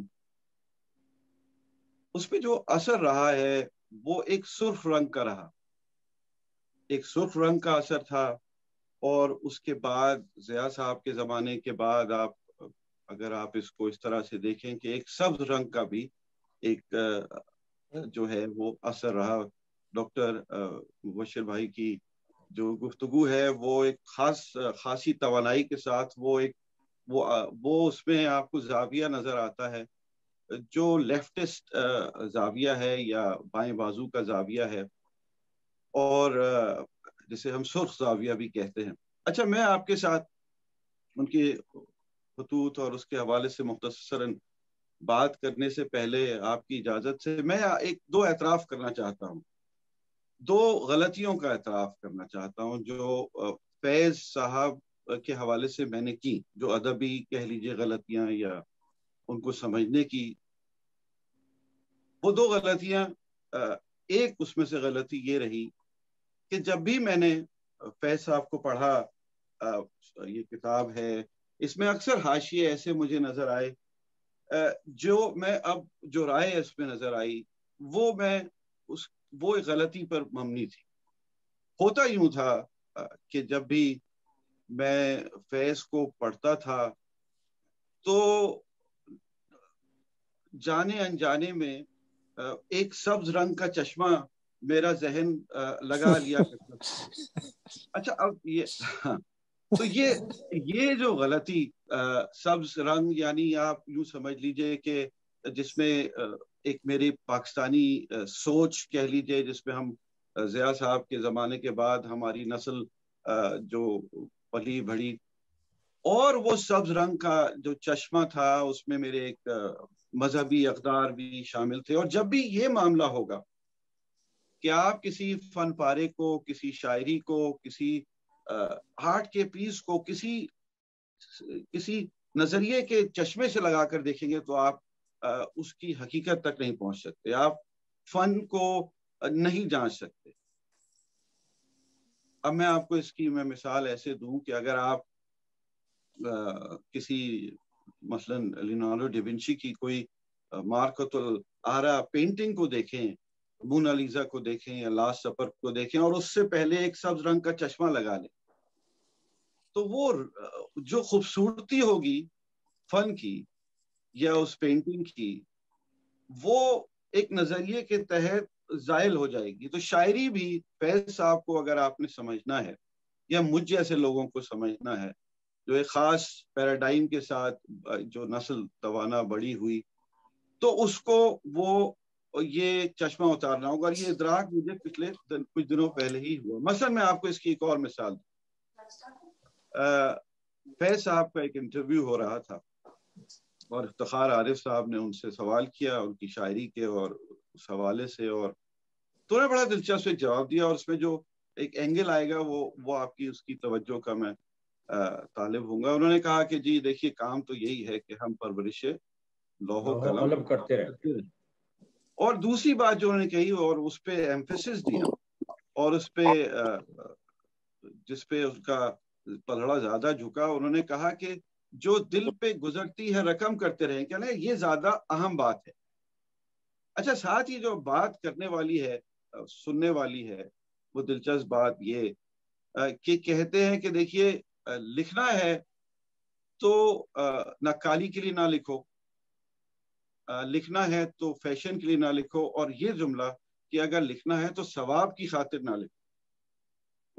اب اگر یہ جملہ میں آپ وہی سبز رنگ کا چشمہ لگا کے سنوں اور پڑھوں اور اس کو اینالائز کروں تو میں استغفر اللہ کہوں گا کہ بھائی یہ بات کیسی ہے کہ ثواب کی خاطر نہ لکھا جائے. تو لیکن جب میں یہ چشمہ اتارتا ہوں اپنا سبز اور وہ نظریہ چھوڑتا ہوں تو مجھے نظر آتا ہے کہ فیض صاحب کیا بات کر رہے ہیں. فیض صاحب بات کر رہے ہیں کہ جو نزول ہو رہا ہے، جو بے ساختگی ہے، وہ ہونی چاہیے.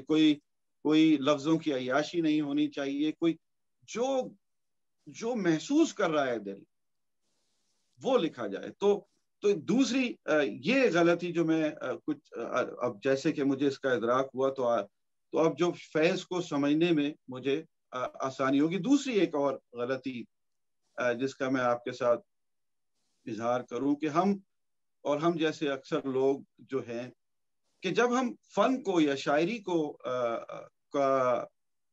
جانچ رہے ہوتے ہیں یا پسند ناپسند کا اس میں اپنے اس کے ترازو پہ تول رہے ہوتے تو ایک غلطی ہم اور کرتے اور وہ غلطی یہ ہے کہ ہم فن کے ساتھ شخصیت کو جوڑ کر اس کا انالیسس کرتے ہیں. دیکھیے مطلب کہنے کا اس حوالے سے یوں کہ انسان یعنی کوئی شخص جو ہے ضروری نہیں ہے کہ وہ بڑا شاعر بھی ہو اور ساتھ ہی ساتھ بڑا انسان بھی ہو. میں ہرگز یہ نہیں کہہ رہا کہ فیض احمد فیض بڑا انسان نہیں تھے، لیکن میں یہ کہنا چاہ رہا ہوں کہ فن کو شخصیت سے جوڑ کر نہیں دیکھنا چاہیے.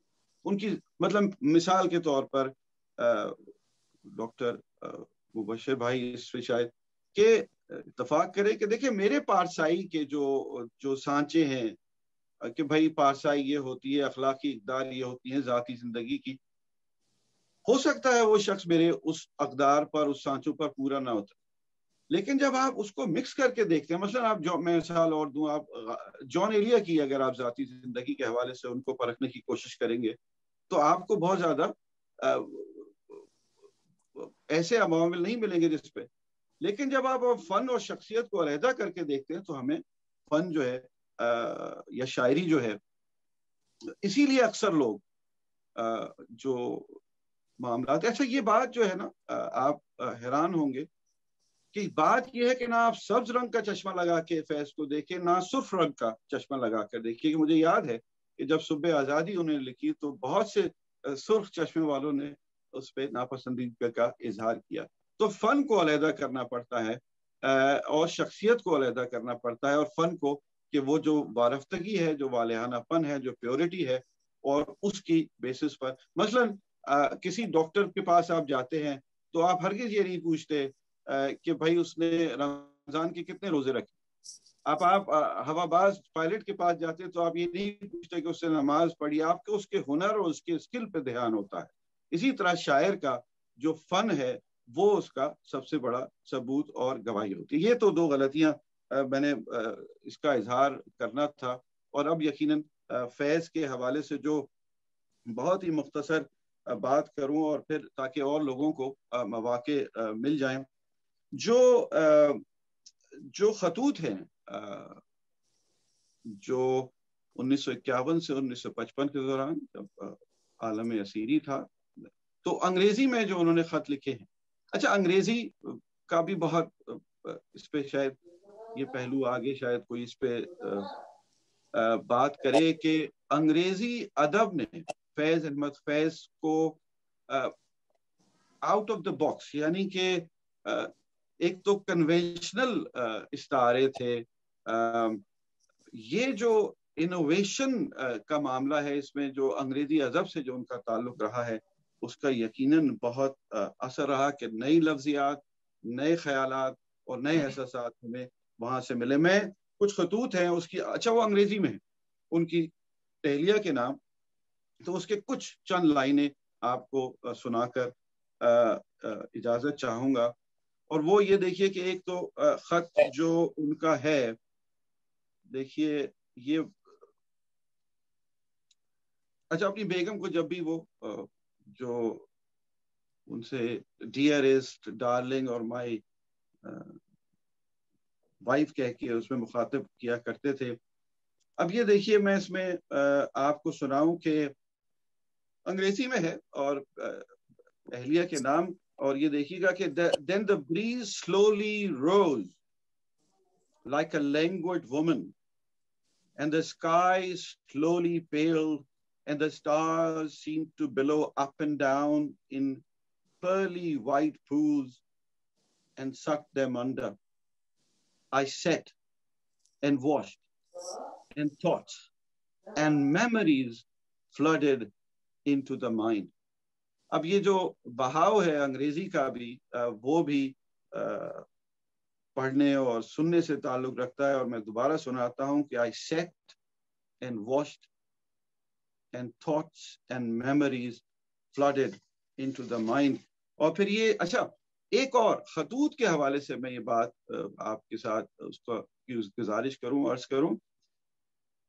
خطوط وہ دریچہ ہے، وہ روزن ہے کہ جس کے ذریعے آپ، میں نے کہا یہ ضرور کہ فن اور شخصیت علیحدہ ہوتے ہیں، لیکن کبھی کبھی اگر آپ نے شخصیت کو جانچنا ہے کہ فیض صاحب اگر بات کہہ رہے ہیں کہ بول کے لب آزاد ہیں تیرے، اور ہم دیکھیں گے تو یہ جو غنائی انقلاب کا جو لہجہ ہے، اچھا اب آپ کو کہیں نہ کہیں یہ ذہن سوال ضرور کرتا ہے کہ یہ جو کہہ رہے ہیں کیا وہ اس کا اظہار ان کی جب وہ خود چیلنجڈ ہوئے، جب وہ اسیری میں تھے، زندہ میں تھے، تو کیا ان کی اسپرٹس تھیں، کیا ان کا وہی یعنی کہ لکھنا ایک بات ہے اور اس کو محسوس کرنا اور اپنے زندگی میں برتنا دوسری بات ہے. تو جتنا بھی لکھا گیا ہے فیض صاحب کے بارے میں اس عالم اسیری کا، تو مسکراہٹ، سفید پاجامہ اسپاٹلیس، اور وہ مسکراہٹ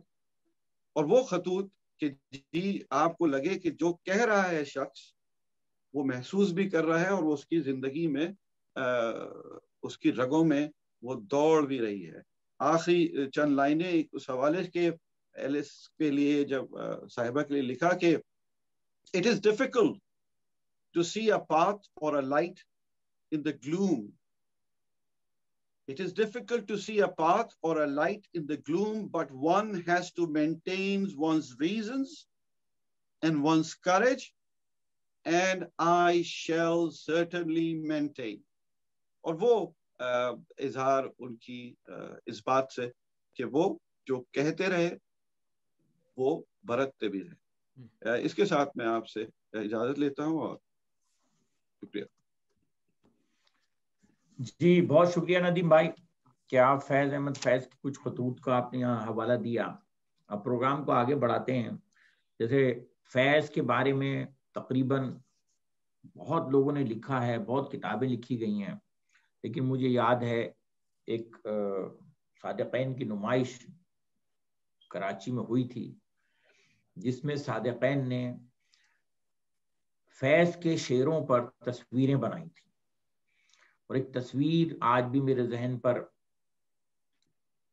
اب تک اس نے بہت گہرا اثر چھوڑا ہے. جس میں تصویر بنائی تھی صادقین نے کہ ایک شخص ہے اور اس کے دل میں، اس کے جگر میں انگلیاں ڈالی ہوئی ہیں اس نے، اور اس میں سے خون رس رہا ہے، اور شعر اوپر لکھا ہوا تھا متائے لوح و قلم چھن گئی تو کیا غم ہے، متائے لوح و قلم چھن گئی تو کیا غم ہے کہ خون دل میں ڈبو لی ہیں انگلیاں میں.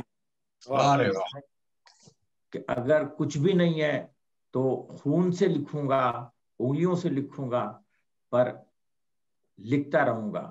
وہی ہم پرورش لوح قلم کرتے رہیں گے. ہمارے پروگرام کا اگلا سیگمنٹ ہے سفر شرط، جس میں شاعر کے زندگی میں جتنے سفر ہوئے ہیں اور وہ کہاں کہاں کن کن ملکوں میں وہ اپنی زندگی گزارتا رہا، سفر کرتا رہا، تجربات کو لکھتا رہا، قلم بند کرتا رہا. جیسے فیض ماسکو گئے، بیروت گئے، لندن گئے، خود پاکستان، انڈیا، بہت ساری جگہوں پر. لیکن اس پر تفصیل سے روشنی ڈالیں گے ڈاکٹر طاہر نقوی صاحب. تو ڈاکٹر طاہر نقوی صاحب سفر شرط کے عنوان سے کچھ روشنی ڈالیں گے. جی طاہر بھائی. میوٹ ہے طاہر بھائی اپنا مائک. طاہر بھائی. جی طاہر بھائی. جی بہت شکریہ. تو سیگمنٹ کا نام ہے سفر شرط. اچھا جی میں سب سے پہلے میں ایک دو باتیں عرض کر دوں کہ فیض صاحب نے اپنی زندگی کا جو آخری مشاعرہ پڑھا تھا وہ برمنگھم میں پڑھا تھا، اور جو ہم لوگ یہاں موجود ہیں زیادہ تر لوگوں کا تعلق برمنگھم سے ہے. وہ مشاعرہ جو ہے وہ BBC کے آرکائیو میں بھی موجود ہے اور وہ یوٹیوب پر بھی موجود ہے. اور اس میں ڈاکٹر گوپی چند نارنگ اور فیض احمد فیض اور زہرا نگاہ اور احمد فراز صاحب وغیرہ شریک ہوئے تھے. اس مشاعرے سے پہلے ایک 5 منٹ کا ایلس کا انٹرویو بھی ہے جو کہ برمنگھم اسٹوڈیو میں ہی ریکارڈ ہوا ہے، جس میں انہوں نے یہ تصدیق کی کہ ہاں یہ جو تھا یہ آخری مشاعرہ تھا جو کہ فیض صاحب نے پڑھا، اور اس کے بعد پھر وہ پاکستان گئے اور ان کا انتقال ہو گیا. تو گویا برمنگھم کو بھی یہ اعزاز حاصل ہے. اب جب ہم سفر کی بات کرتے ہیں اور میں فیض صاحب کے حوالے سے جب مجھ سے کہا گیا کہ آپ جو ہے یہ پیش کریں گے تو 3 چیزوں کا ذکر میں کرنا چاہوں گا. ایک تو ان کی 2 نظمیں ہیں جو کہ ان کے مجموعے دستے تہ سنگ میں غالباً شامل ہیں. ان میں سے ایک نظم جو ہے اس اس کا انہوں نے عنوان رکھا ہے سفر نامہ. ایک نظم ہے پیکنگ کے بارے میں اور ایک نظم ہے سنکیانگ کے بارے میں. پیکنگ کے بارے میں جو ان کی نظم ہے اس کا میں صرف مطلب پڑھوں گا. وہ کہتے ہیں کہ یوں گما ہوتا ہے بازو ہیں میرے 60 کروڑ. وہ جو میں طاقت اور توانائی کی بات کر رہا تھا نا, تو یوں گما ہوتا ہے بازو ہیں میرے 60 کروڑ اور آفاق کی حد تک میرے تن کی حد ہے. یعنی انہوں نے جو ہے اس وقت غالباً چائنا کی آبادی 60 کروڑ تھی, تو انہوں نے تقریباً سب جو ہے اپنا تن شمار کیا ہے. اچھا, سنکیانگ کا جو سب انہوں نے سنکیانگ کے بارے میں جو نظم لکھی, یہ دونوں نظمیں غالباً 4 اشعار پر مشتمل ہیں. تو اس کا میں مقطع پڑھتا ہوں, اور وہ رومان جو ہے وہ رومانس کے اوپر ہے کہ ساقیہ رقص کوئی رقص صبا کی صورت اور مطربہ کوئی غزل رنگ حنا کی صورت. تو یہ جو ہے یہ تو منظوم سفر نامہ آپ اس کو کہہ سکتے ہیں ایک طریقے سے. اس کے علاوہ جو کتاب ہے ماحصال آشنائی, وہ انہوں نے خود کہا ہے کہ یہ یادداشتوں کا مجموعہ ہے. اب یہ جو یادداشتیں ہیں اس میں کئی سفر شامل تھے, اور یہ جو ہے یہ 1976 میں غالباً جو ہے شائع ہوئی, اور جو مجھے اس کا نسخہ ملا انٹرنیٹ پر وہ 1979 میں ماسکو سے دارالاشاعت ترقی نے اس کو شائع کیا. یہ جو پوری کتاب ہے تقریباً 194-95 صفحات پر مشتمل ہے, جس میں سے 96 صفحات جو ہیں اس پر نثر ہے, اور اس کے بعد جو ہیں وہ کچھ نظمیں ہیں فیض صاحب کی, اور اس میں ان کے کچھ فوٹو ہیں اور کچھ بہت ہی یادگار فوٹو اور یادگار شخصیات کے ساتھ فوٹو ہیں. تو انہوں نے جو اس کے مختلف باب رکھے. پہلا باب انہوں نے لکھا کہ جی یہ جو ہے یہ ایک تصور ہے, پھر ایک تعارف ہے, پھر تیسرا باب انہوں نے لکھا کہ وہ مناظر ہے, چوتھا داغستان ہے, اور 5واں مکالمے ہے. اچھا, اس میں سے صرف جو داغستان کا جو سفر نامہ ہے وہ انہوں نے جب گئے تو اسی وقت لکھ لیا تھا.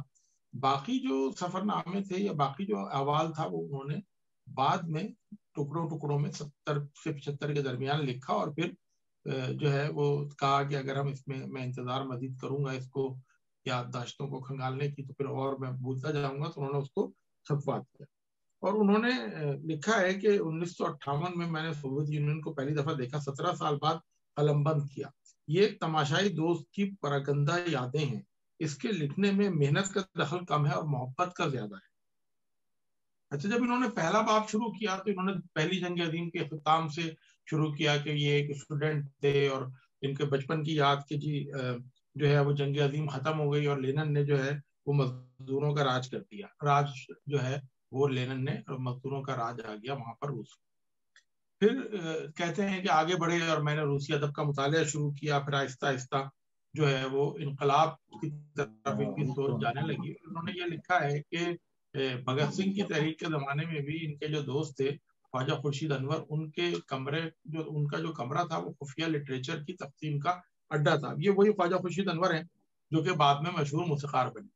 اچھا, 1935 میں فیض صاحب نے لکھا خود کہ میں نے پہلی دفعہ کمیونسٹ مینیفیسٹو پڑھا ہے, اور اس کے بعد ان کے اوپر ایک نئی دنیا جو تھی وہ آشکار ہوئی. بہرحال وہ اپنے جو تھا ذہنی مراحل طے کرتے رہے.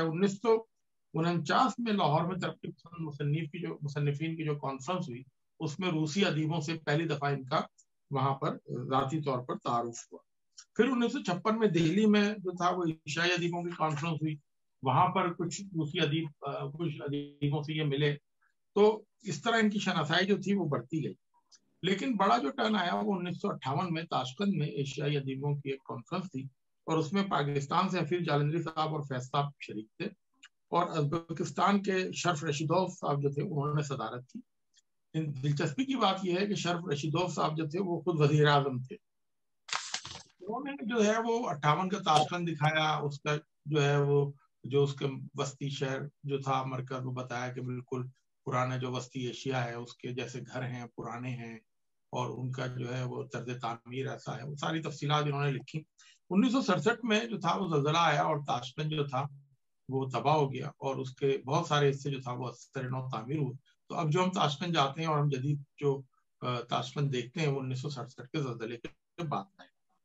اچھا, اس کے علاوہ فیض صاحب جو تھے وہ سمرقند اور بخارا اور دوشنبہ اور ماسکو بھی گئے.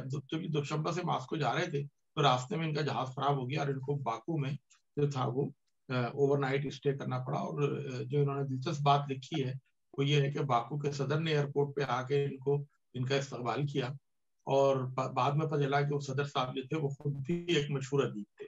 تو وہاں ازبکستان میں شرف رشیدوف صاحب، اور یہاں پر یہ جو باکو کے جو صدر تھے یہ بھی ادیب تھے، اور بعد میں جب یہ داغستان گئے تو رسول حمزہ صاحب جو تھے وہ بھی وہاں پر جو تھا وہ ایڈمنسٹریشن میں تھے.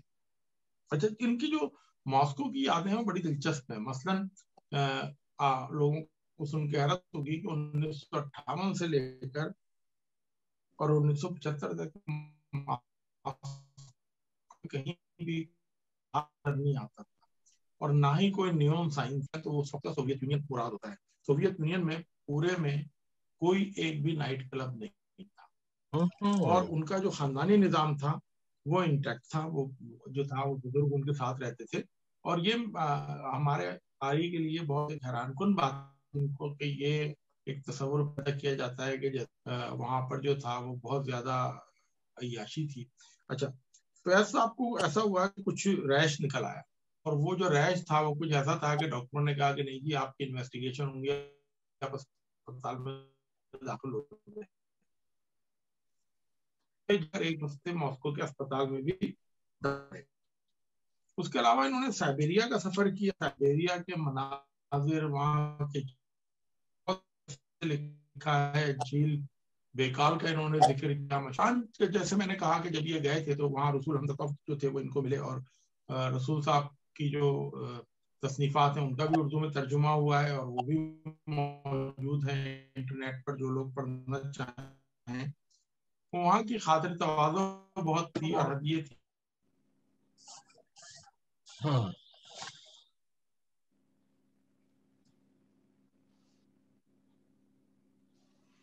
طاہر بھائی کا کچھ رابطہ خراب ہو گیا ہے. طاہر بھائی آپ کی آواز نہیں آ رہی ہے. اب آپ کا مائک آف تھا، کھل گیا. نہیں، میرا مائک آن تھا، وہ کچھ انٹرنیٹ میں مسئلہ ہو گیا تھا. تو بہرحال میں یہ ذکر کر رہا تھا کہ سائبیریا کے مناظر کا انہوں نے ذکر کیا ہے. جنگل، جھیلیں، پہاڑ. جھیل بیکال کا ذکر ہے، بہت خوبصورت جھیل ہے. پھر داغستان جو تھا رسول ہو جائے گا ہمارے لیے، اور وہ جہاز جو تھا مس ہو گیا تو ان کو یعنی ایک بہانے سے انہوں نے اپنے پاس رات اسٹے کروایا، اور ان کی بھی خاطر تواضع اور میزبانی کا بڑا ذکر ہے. اچھا، اس کے بعد جو انہوں نے باب لکھا ہے وہ ہے مکالمہ، اور اس مکالمے میں انہوں نے اپنی جو میٹنگز تھی جو اس وقت کے جو ادیب تھے ان سے یا ادبا جو تھے ان سے جو ان کی مکالمے تھے اس کو انہوں نے قلم بند کیا ہے. اب وہ جو نام آپ دیکھتے ہیں وہ اتنے بڑے نام ہیں، جیسے اس میں چلی کے پابلو نرودا ہیں جن کو کہ نوبل پرائز ملا، اس میں ترکی کے ناظم حکمت ہیں جن کا ہم پہلے بھی ذکر کر چکے ہیں، فلسطین کے محمود درویش ہیں، روس کے ایلیا ایرنبرگ ہیں، لبنان کے مشل سلیمان ہیں، افریقہ کے لیوپولڈ سینگور ایک صاحب تھے جو کہ بعد میں سینیگال کے صدر بنے. تو یہ ایک ہمیں جو ہے ایک قسم کا اس میں ایک یہ تصور بھی ملتا ہے کہ اس زمانے میں پڑھے لکھے لوگ جو تھے وہ بہرحال کسی نہ کسی صورت میں اقتدار میں آ جاتے تھے. فرانس کے سارتر صاحب جو تھے جان پال، وہ ان سے ملاقات ہوئی، ان کا بھی انہوں نے ذکر کیا. 1973 میں غالباً پابلو نرودا صاحب کے تھرو جو ہے یا ان کے ذریعے سے جو ہے وہ فیض صاحب نے کیوبا کا سفر نامہ لکھا. اور وہ سفر نامہ جو ہے وہ مکمل حالت میں تو یہاں نیٹ پر موجود نہیں ہے، لیکن اس کے کچھ حصے جو تھا وہ مجھے ملے ہیں اور میں آپ کے لیے وہ پڑھتا ہوں. ایک تو سب بڑی انٹرسٹنگ بات ہے کہ جو گوریلا وار کی جو ٹریننگ فیڈرل کاسٹرو صاحب نے لی تھی وہ ایک کرنل البرٹو صاحب تھے، اور فیض صاحب جو تھے وہ ایک شام ہوانا کے مضافات میں دلچسپ سپہر ان صاحب کے ساتھ انہوں نے گزاری. لہیم شہیم تھے، سرخ و سفید تھے، اور عقابی آنکھیں تھیں، ایسا لگتا جیسے ابھی کسی مار دھاڑ والی فلم سے نکل کر آ رہے ہیں. تو بہرحال ان سے بھی یہ ملے. لیکن جو بات انہوں نے لکھی کہ کیوبا کی انقلابی حکومت اور کیوبائی عوام کی موجودہ ذہنیت اور طریقہ کار پوری داستان سنے بغیر صحیح طرح سمجھ نہیں سکتے. اس داستان کے جملہ واقعات بجائے خود اس قدر محیر العقل ہیں کہ زیب داستان کے لیے کچھ بڑھانے کی ضرورت ہی نہیں. انقلاب کھاتے پیتے گھرانے کے چند دانشور اور آشفتہ سر لوگوں نے نوجوانوں نے برپا کیا جنہیں کوئی سیاسی اور انتظامی تجربہ نہیں تھا. اب یہ تھوڑا سا تقابلہ جو ہے یہ پیش کرتے ہیں کہ انقلاب سے پہلے اور انقلاب کے بعد تو یہ پہلے انقلاب سے پہلے کا ذکر سنے. انقلاب سے پہلے کیوبا کی 1/3 سے اوپر آبادی قطعی ناخواندہ تھی. 2/3 بچوں کے لیے کوئی اسکول نہیں تھا. امریکی کمپنیاں گنے کی فصل کے بڑے بڑے رقبوں کی مالک تھیں. 100 میں سے 98 گھروں میں پانی کا نلکا نہیں تھا. 90 گھروں میں بجلی نہیں تھی. 70 گھروں میں نہ غسل خانہ تھا نہ بیت الخلا. اب جملہ سنیے. قریب قریب ہر آبادی لالو کھیت اور گولی مار کا نمونہ تھی. یعنی ہم بھی ایسے ہی تھے اور ایسے ہی ہیں. ہمارے شہر میں 300 کے قریب لائسنس یافتہ قہوہ خانے تھے اور جسم فروش عورتوں کی تعداد ہزاروں تک پہنچتی تھی. 700 سے اوپر شراب خانے تھے اور شکر کے نصف سے زیادہ کارخانے امریکی کمپنیوں کی ملکیت تھے جیسا میں نے بتایا. سینکڑوں سرکاری ملازم ایسے تھے جو باقاعدہ تنخواہ وصول کرتے تھے لیکن دفتر کا منہ بھی نہیں دیکھتے تھے. ایسی ملازمت بتایا کہلاتی تھی اور اس کے اصول کا طریقہ کار یہ تھا کہ آپ نے پیسے دے کے کسی دفتر کے رجسٹر میں اپنا نام لکھوایا اور گھر بیٹھے تنخواہ وصول کرتے رہے. اس کے علاوہ جو تھا وہ زرعی اصلاحات کا انہوں نے ذکر کیا کہ ایک لحاظ سے کیوبا کی زرعی اصلاحات ہماری زرعی اصلاحات سے بہت نرم ہے کیونکہ انہوں نے جو زرعی اصلاحات کی تھی اس میں جو حد زمین تھی وہ 1000 کے قریب ایکڑ رکھی تھی. اب انقلاب کے بعد کیا ہوا کہ امریکن کمپنیوں کی ساری اراضی تو ویسے ہی جو تھا وہ ضبط کر لی گئی اور زمین جو تھا وہ کسانوں میں بانٹ دی گئی اور کوآپریٹو فارمز بنا دیے گئے. اب تفصیل پڑھنا جو ہے وہ ممکن نہیں ہے لیکن میں لکھتا ہوں کہ میں اس میں سے پڑھتا ہوں کہ جسم فروشی اور قمار بازی کے لیے سخت سزائیں نافذ کی گئیں اور بظاہر ان نتائج کا خاتمہ ہو چکا ہے. کاسترو کی حکومت نے غالباً سب سے زیادہ توجہ اور سب سے زیادہ سرمایہ عوام کو تعلیمی سہولتیں بہم پہنچانے پر صرف کیا ہے. اس سلسلے میں یہ بات مجھے اچھی لگی کہ جہاں جہاں انقلابی تحریک میں لہو بہا ہے وہاں مقبرے اور مینار کھڑے کرنے کے بجائے یادگار کے طور پر بچوں کے اسکول قائم کیے گئے ہیں اور سب سے عظیم الشان اسکول پہاڑوں کے دامن میں آج کل زیر تعمیر ہے جس میں تکمیل کے بعد 20,000 بچے تعلیم پا سکیں گے. اس کے علاوہ چھٹی جو ہے تعلیم پوری فری ہے یونیورسٹی تک. اس کے علاوہ 6ٹھی جماعت کے بعد طالب علموں کو اوپر کے خرچے کے لیے بہت سے وظائف دیے جاتے ہیں اور یونیورسٹی کے طلبہ $20 سے لے کر $27 مہینے تک وظیفہ پاتے ہیں. یہ 1973 کی بات ہے. تو میں نے اس کو پڑھا اور میں اس میں 1-2 جملے خود کہنا چاہتا ہوں. یہ فیض صاحب نے نہیں لکھا, یہ میں پڑھ رہا ہوں کہ اگر آپ کا خیال ہے کہ آپ کے معاشرے کو انقلاب کی ضرورت ہے تو اس سفر نامے کو ضرور پڑھیں, اور اگر آپ کا خیال ہے کہ آپ کے معاشرے کو انقلاب کی ضرورت نہیں ہے تو اس کتاب کو ضرور ضرور ضرور پڑھیں. ایک بات یہ کہوں گا کہ فیض صاحب نے جو مکالمہ لکھا تھا تو اس میں جہاں یہ کتاب ان کی ماؤ سال آشنائی ختم ہوتی ہے وہ مکالمہ ہے چنگیز عظمتوف صاحب کے ساتھ, اور چنگیز عظمتوف صاحب سے یہ جو ہے یہ بحث یا مکالمہ دونوں کا دانشوروں کا ہو رہا ہے کہ ادیب کو کیسے لکھنا چاہیے. تو عظمتوف صاحب کہتے ہیں کہ مجھے اس سے تو اتفاق ہے کہ زندگی کو منوعن یا حقیقت کو صداقت سے اور صحیح طرح پیش کرنا چاہیے, لیکن کس پیرائے میں, کس صورت میں یا کس انداز میں, اس کا فیصلہ ادیب کے اختیار میں ہونا چاہیے. وہ فوٹوگرافر نہیں ہے, وہ مصور ہے. میں یہ کہوں گا کہ جہاں تک سفرناموں کا تعلق ہے تو فیض صاحب فوٹوگرافر بھی تھے اور فیض صاحب مصور بھی تھے. انہوں نے پہلے ایک فوٹو کھینچا ہے جو کہ حقیقت تھی اور اس میں پھر اپنے نظریے اپنے خیالات کا ایک ایسا حسین رنگ بھرا ہے جو کہ پڑھنے والے کو جو ہے وہ ان وادیوں میں لے جاتا ہے جہاں پر ایک خالی معاشرہ قائم ہے. تو میں پھر یہ کہوں گا کہ ان کتابوں کو ضرور پڑھیے, دیکھیے کہ دنیا میں پچھلے 60-70 سال میں جو انقلابات آئے ہیں وہ کس طرح آئے ہیں اور اس کے نتیجے میں کیا کیا ہوا ہے اور اس کے لوگوں کی زندگیوں پر کیا اثرات آئے ہیں. بہت شکریہ مہتاب صاحب, بہت شکریہ تجلی نقوی صاحب. Back to you. جی شکریہ طاہر بھائی. فیض احمد فیض کے سفر نامے اور سفر شرط کے ہمارے سیگمنٹ کے ساتھ ہمیں معلومات دے رہے تھے. کیوبا کا انقلاب پہ چھوٹی سی کتاب ہے, کوئی بہت بڑی کتاب نہیں ہے کہ کوئی آدمی سوچے کہ یہ پڑھنے میں دشواری ہوگی. میرے خیال میں اگر کوئی دلچسپی لے تو وہ ایک نشست میں پوری کتاب پڑھی جا سکتی ہے. ہم نے اپنے زمانے طالب علم میں پڑھی تھی. بہت انسپریشن ہے اس میں, معاشرے کے حوالے سے, انقلاب تبدیلی کے حوالے سے, فکر کے حوالے سے, سماج کے حوالے سے, استحصال کے حوالے سے, تبدیلی کے حوالے سے جس کو کہا جائے. کہ کس طریقے سے جو ہے سماج راتوں رات بدل گئے اور کس طرح لوگوں نے جو ہے وہ سماج کو بدلا.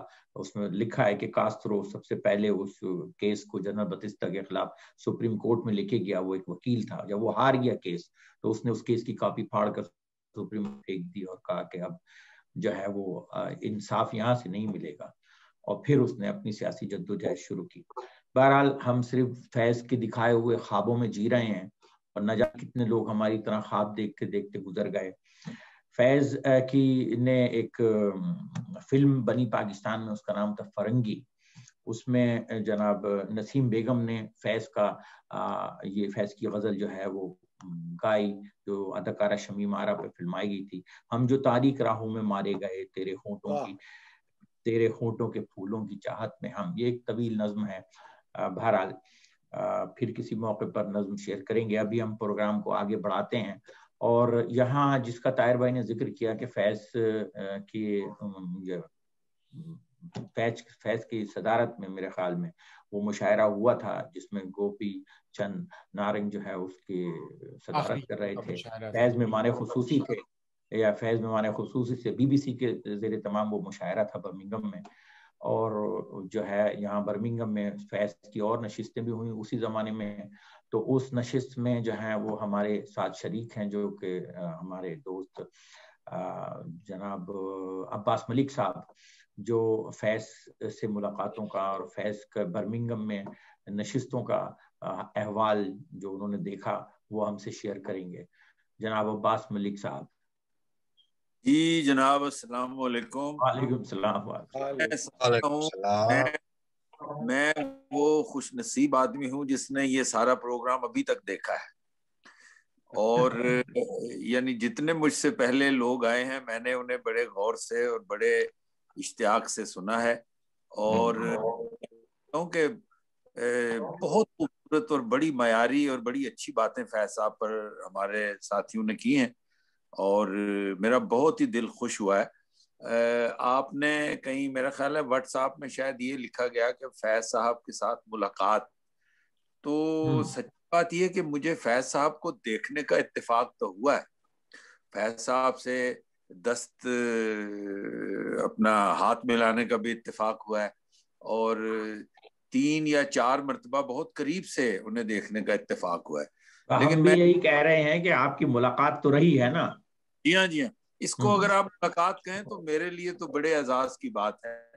تو جی ہاں, تو یہ یادداشتوں میں تو آئے گا نا آپ کی. جی ہاں, جی ہاں, میں یہ سوچتا ہوں کہ میں تو شاید ان لاکھوں یا کروڑوں لوگوں میں سے شاید ایک ہوں جو فیض صاحب سے بے پناہ محبت کرنے والے اور فیض صاحب کے بڑے عقیدت مندوں میں جس طرح لوگ دعویٰ کرتے ہیں.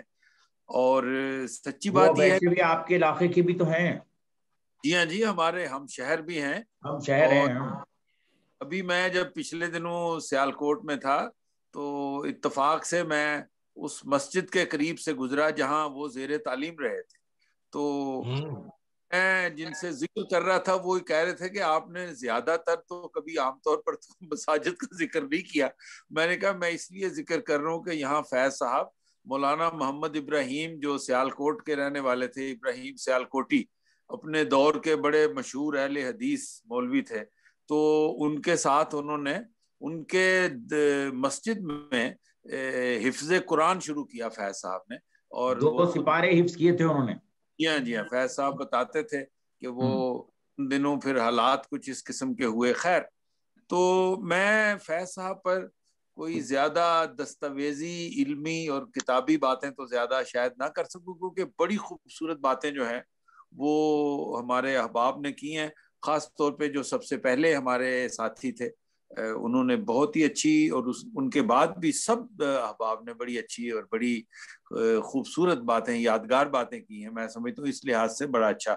میں آپ کو یہ بتاؤں کہ 1984 میں پاکستان سے جب واپس پہنچا سعودی عربیہ, میں ان دنوں وہاں کام کرتا تھا.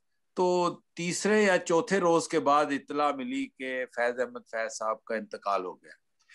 تو سعودی عرب جیسے ملک میں ہم لوگوں نے وہاں جو ریاض کا پاکستانی اسکول تھا, میں نے ہی وہاں پر وہ فانوس کے حوالے سے ادبی مشاعرے اور پروگرامز اور یہ ہفتہ وار تقریبات وہاں ہم لوگ کیا کرتے تھے. تو ہم لوگوں نے یہ سوچا کہ فیض صاحب کے انتقال پر کیوں نہ ہم ان کی یادگار ایک پروگرام رکھیں اور خوبصورت سا مشاعرہ کریں. اور یہ پتہ نہیں تھا کہ اس پروگرام میں کتنی بڑی اس کی وہ پذیرائی ہو جائے گی اور کتنے زیادہ لوگ آ جائیں گے اس میں. تو ان زمانے میں ریاض میں جو امبیسڈر تھے ریاض میں وہ تھے نجم الثاقب صاحب. تو کچھ مجھے اگر میری یادداشت ساتھ دے تو شاید یہ زہرہ نگاہ صاحبہ کے بھائی بھی تھے. نجم الثاقب جو سعودی عربیہ سے پہلے غالباً جاپان میں بھی پاکستان کے سفیر تھے. تو میں نے ان سے فون پہ رابطہ کیا تو بڑے خوش ہوئے. انہوں نے کہا جی یہ تو بڑی خوشگوار اور بڑی اچھی بات آپ کر رہے ہیں. تو میں نے کہا آپ ایز اے مہمان خصوصی اس کے اندر تشریف لائیں تو آپ نے پھر بات چیت بھی کرنی ہے.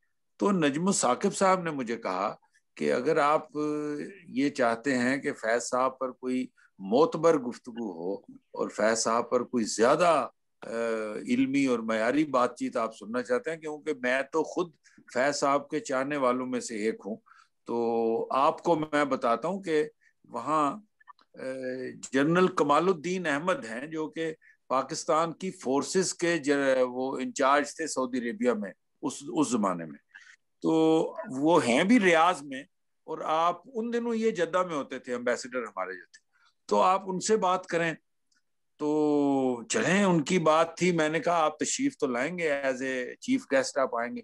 تو پھر ہم لوگوں نے جنرل کمال صاحب سے بات کی کہ آپ فیض صاحب کے پروگرام میں خاص طور پر آئیں.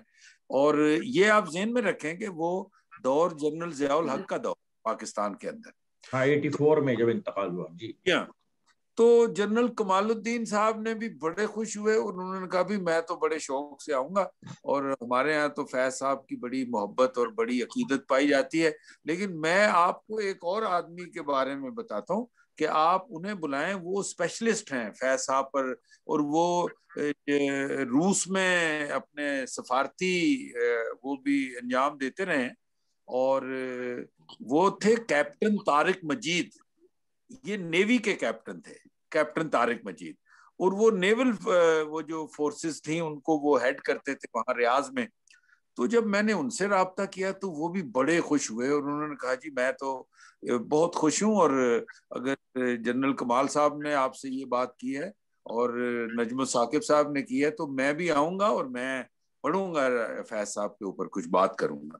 بہرحال قصہ مختصر یہ کہ بہت خوبصورت پروگرام ریاض شہر کی تاریخ میں میرا خیال پہلا اور آخری پروگرام ہوا کہ پاکستانی اسکول میں جگہ ختم ہو گئی, لوگوں کے اتنا رش ہو گیا, اور دبئی سے, مسقط سے, دوحہ سے, بڑی بڑی دور سے لوگوں نے اس پروگرام کے اندر شرکت کی. اور رات بھر بڑی دیر تک, رات کے 2 بجے تک کہیں مشاعرہ جو ہے وہ جاری رہا. اور اس زمانے میں وہاں ایک بڑے مشہور شاعر ہوتے تھے, شاعری تو ان کی لیکن مشہور بہت تھے, صلاح الدین پرویز, اور وہ اب دنیا میں نہیں ہیں, اللہ تعالیٰ ان کو مغفرت کرے. وہ انہوں نے وہاں پر بات چیت بھی کی اور وہ چیزیں بھی سنائیں, اور بھی بہت بڑے کمال کے لوگ, سلطان محمود آشفتہ ریاض سے آئے. تو میں اس لیے ذکر کر رہا ہوں اس بات کا کہ بہت سی باتیں ایسی ہو چکی ہیں کہ وہ اس لحاظ سے میں سمجھتا ہوں کہ بڑی اس کی ریپوٹیشن بھی نہیں ہونی چاہیے. فیض صاحب کی جو ذات تھی وہ ایک ایسی شخصیت تھے کہ اپنی نوعیت کے اور اپنے انداز کے, میں سمجھتا ہوں کہ تاریخ میں بہت ہی کم ایسے لوگ ہوں گے جن نے بے شمار پہلوؤں سے لوگ جو ہیں وہ عقیدت اور محبت کی نظر سے دیکھتے تھے. آپ نے ذکر فرمایا برمنگھم شہر کا. میں جس زمانے میں ان کا آخری مشاعرہ ہوا ہے اس زمانے میں برمنگھم میں نہیں تھا, لیکن اس کے کچھ عرصے کے بعد جب میں برمنگھم میں آیا ہوں 89 میں, 88 کے اینڈ میں, تو یہ ساری باتیں تر و تازہ تھیں اس وقت. اور برمنگھم کی ایک تنظیم تھی انجمن ترقی اردو, جس میں ہمارے بڑے اچھے اپنے دور کے اردو دان اور اردو نواز لوگ تھے اور اہل زبان بھی تھے، دوسرے بہت سے لوگ تھے مختلف علاقوں کے. تو انجمن ترقی اردو ایک بڑی خوبصورت اور بڑی معیاری تنظیم سمجھی جاتی تھی. ان میں ڈاکٹر سعید اختر درانی جن کا انتقال ہو چکا ہے وہ برمنگھم یونیورسٹی میں تھے، اور صفی حسن صاحب تھے جو اب بھی لندن میں ہیں، اللہ تعالیٰ انہیں صحت اور تندرستی عطا فرمائے. ڈاکٹر صفی حسن صاحب. عطا جلندری صاحب جو تھے وہ انتقال آ چکے ہوئے ہیں. سرمد بخاری ان کے بھائی تھے، وہ نہیں. پھر اپنے جو تھے عظمت اللہ صاحب، عظمت اللہ بیگ وہ تھے. ڈاکٹر تصدیق حسنی غالباً کہیں اولٹن میں یا سولی ہل میں ابھی تک ہیں، اللہ تعالیٰ انہیں صحت اور تندرستی دے. اور یہ بڑا خوبصورت ایک پلیٹ فارم تھا، اور ان کی اکثر زیادہ تقریبات جو تھیں وہ برمنگھم یونیورسٹی میں ہوا کرتی تھی. اور یہ جو جس آخری پروگرام کا آپ ذکر کر رہے ہیں، اس کے روح رواں جو تھے برمنگھم میں، جو فیض صاحب کے میزبان خاص اور فیض صاحب سے جن کی بڑی محبت اور جن سے تعلق بھی بہت زیادہ تھا، وہ تھے جناب بدر صاحب، بدر الدین صاحب. وہ بھی حیات ہیں، اور گو کے صحت کے حوالے سے ذرا صورتحال کافی سنجیدہ ہو جاتی ہے سم ٹائم، لیکن ابھی کچھ عرصہ پہلے تک وہ بڑے سرگرم تھے، اور فیض صاحب کی باتوں میں، فیض صاحب کے ذکر پر ان کی ہم لوگ باتیں سنا کرتے تھے، اور ان سے رابطہ بھی رہتا تھا. اب بھی میرا خیال ہے ان کا ریکارڈڈ پروگرام جو ہے وہ شاید ہمارے پروگرام میں آ جائے گا، اور ہمیں مل جائے گا، اس کو سم اپ کر سکتے ہیں، اس کو بھی ہم لوگ ملائیں گے. تو میں صرف اتنا عرض کرنا چاہوں گا کہ فیض صاحب ایک نادر روزگار شخصیت تھے.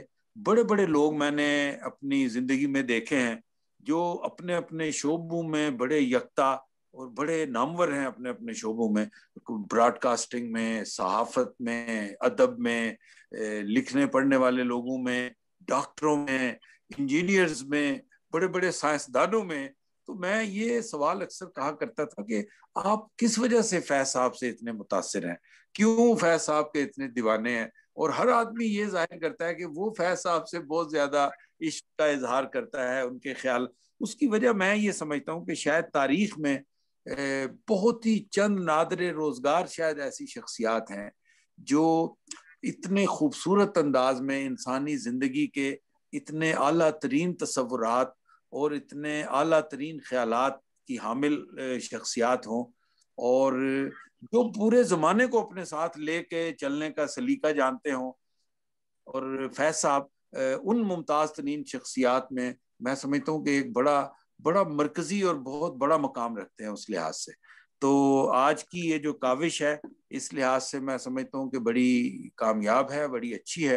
اور دوسری میں چھوٹی سی بات کہ جب فیض صاحب کی عادت کا یہ حصہ تھا کہ میں نے اگر ایک بات کہہ دی کہ فیض صاحب میں فلاں جگہ وعدہ کر رہا ہوں کہ میں فیض صاحب کو لے کے آؤں گا، تو آپ نے چلنا ہے اور وہاں پروگرام میں جانا ہے. یہ میں دوسرے لوگوں کے حوالے سے بات کر رہا ہوں، میرا ذاتی تجربہ یہ نہیں ہے، لیکن برمنگھم ہی میں اس طرح ہوتا ہے کہ انہیں کہا گیا کہ فلاں جگہ چلنا ہے، تو انہوں نے کہا بھی میں تو اس لیے وہاں جاؤں گا کیونکہ میں وعدہ کر چکا ہوں. تو یہاں ایک بہت بڑے مشہور اردو کے ادیب تھے محمود ہاشمی صاحب.